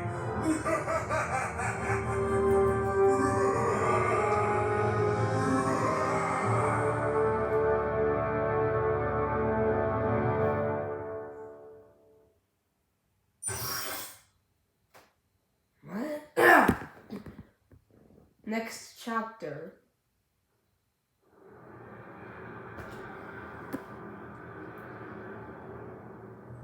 There have been 7 incidents of mechanoids going maverick this month. Has the commander spoken to Dr. King about it yet? Yeah, that's what I heard. Maverick. What could cause someone to go maverick anyway? Program errors, short circuits in the electronic brain. The very things that give us Reploids our advanced processing power could also be our greatest weakness.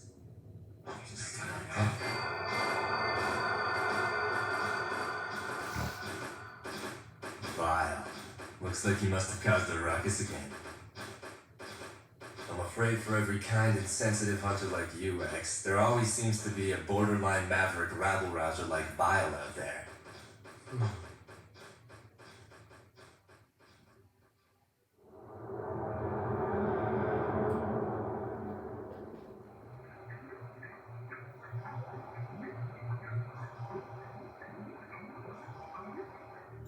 There's been a lot of action around here lately. Yes, Dr. Kane. Maverick crime has been steadily increasing. Even giant mechanoids have begun to run amok.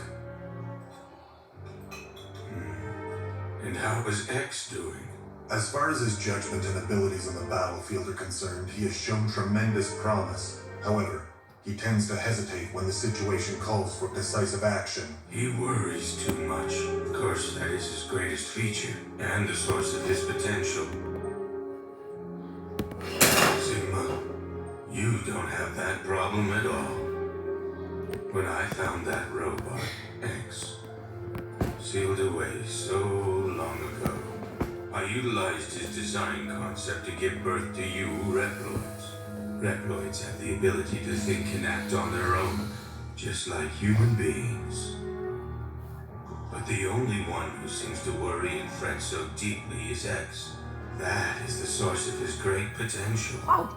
His worrying shows potential? It's not a weakness? Hey guys, I'm I Mewtwo. suppose it might be, under normal circumstances. But in this case, it could be the beginning of a new connection between robots and humans. Of course, we don't know yet if that potential will be a wellspring of hope or usher in an era of utter chaos. I've extended my life as long as... What happened?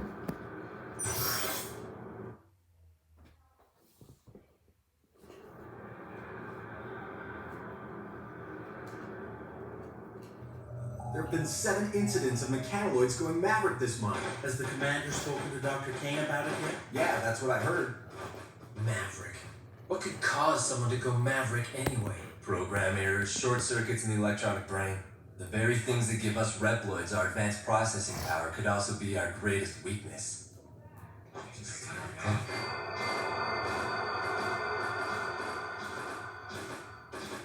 Vile. Looks like he must have caused a ruckus again. I'm afraid for every kind and sensitive hunter like you, X, there always seems to be a borderline maverick rabble-rouser like Vile out there.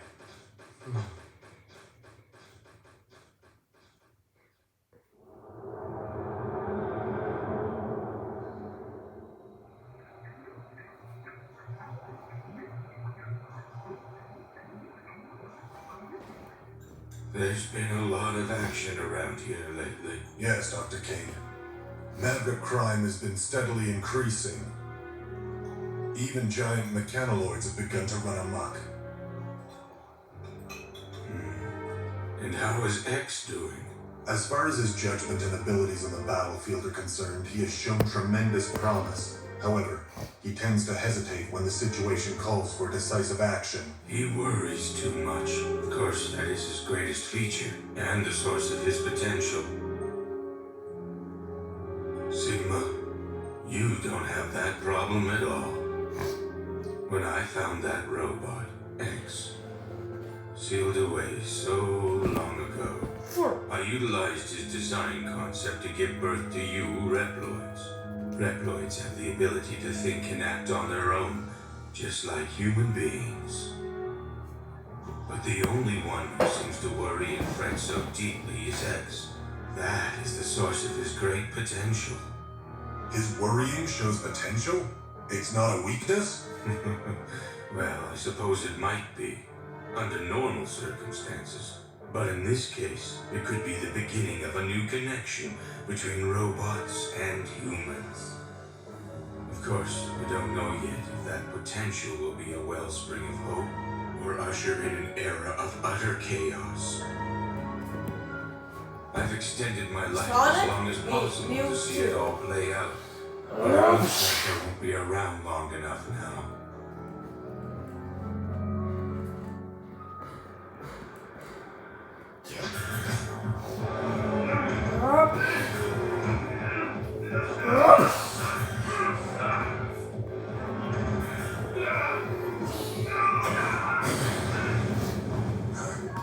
Training sequence concluded.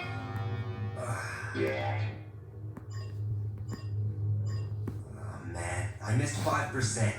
95%? That's very good, Zero. Stormigo, I thought you were supposed to be patrolling the missile base. With the automated defense system complete, they trimmed down my tour of duty. Starting today, I'm just a regular hunter again. I see.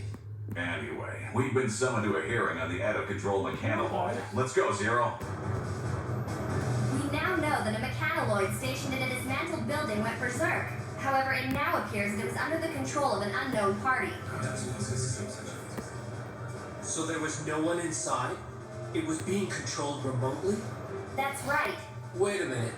What about the mechanoid security program? A system that complicated really shouldn't be so easy to hack. There is a chance that the perpetrator has managed to completely crack our security codes. Well, where's it being controlled from? The signal has been camouflaged by being routed through a series of satellites. But the origin has been tracked to here, Able City Sector 16 East. You gotta be kidding me! That's so close! Does Commander Sigma know about this? We've contacted him. X and Zero's team is to be dispatched immediately following a briefing. Those are his orders. Roger.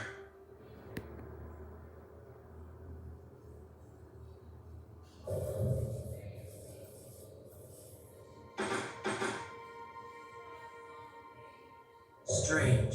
It's too quiet. One. But check it out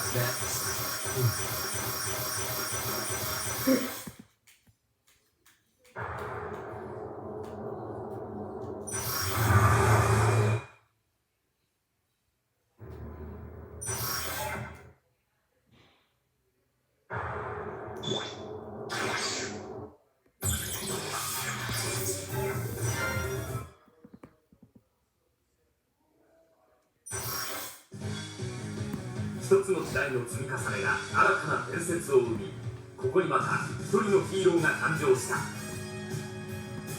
ロックマン。スーパーファミコンから最も期待されるアクションシューティングゲームがついにそのベールを脱いだ。今までとは違うロックマンの世界。さあ、熱い思いで体感してくれ。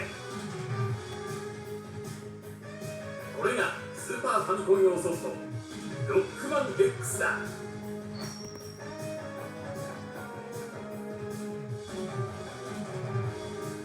このスーパーファミコン用ソフトロックマン X は従来のファミコン版ロックマンとは別のシリーズとして構成され、ゲームシステム What's poppin'? Hello? You making a video? Yeah? Can I say what's up? Sure.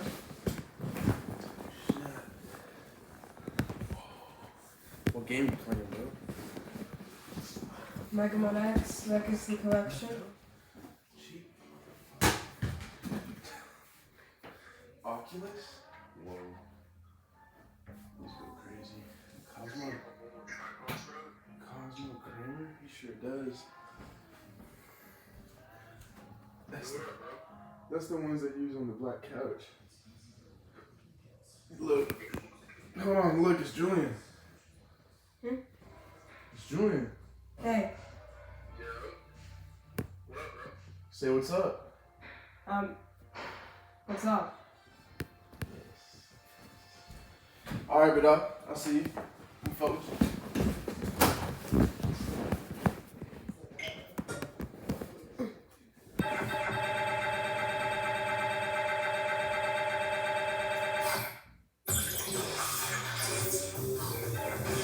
No, we always wanted that. Let's see what this kid had to offer for us.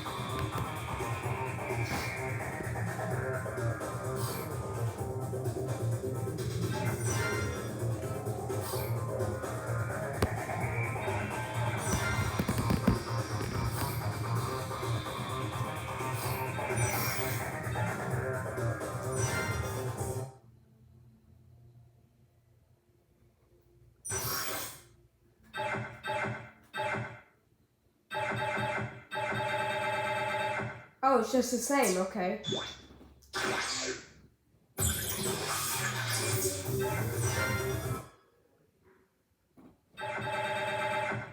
No, it's the same.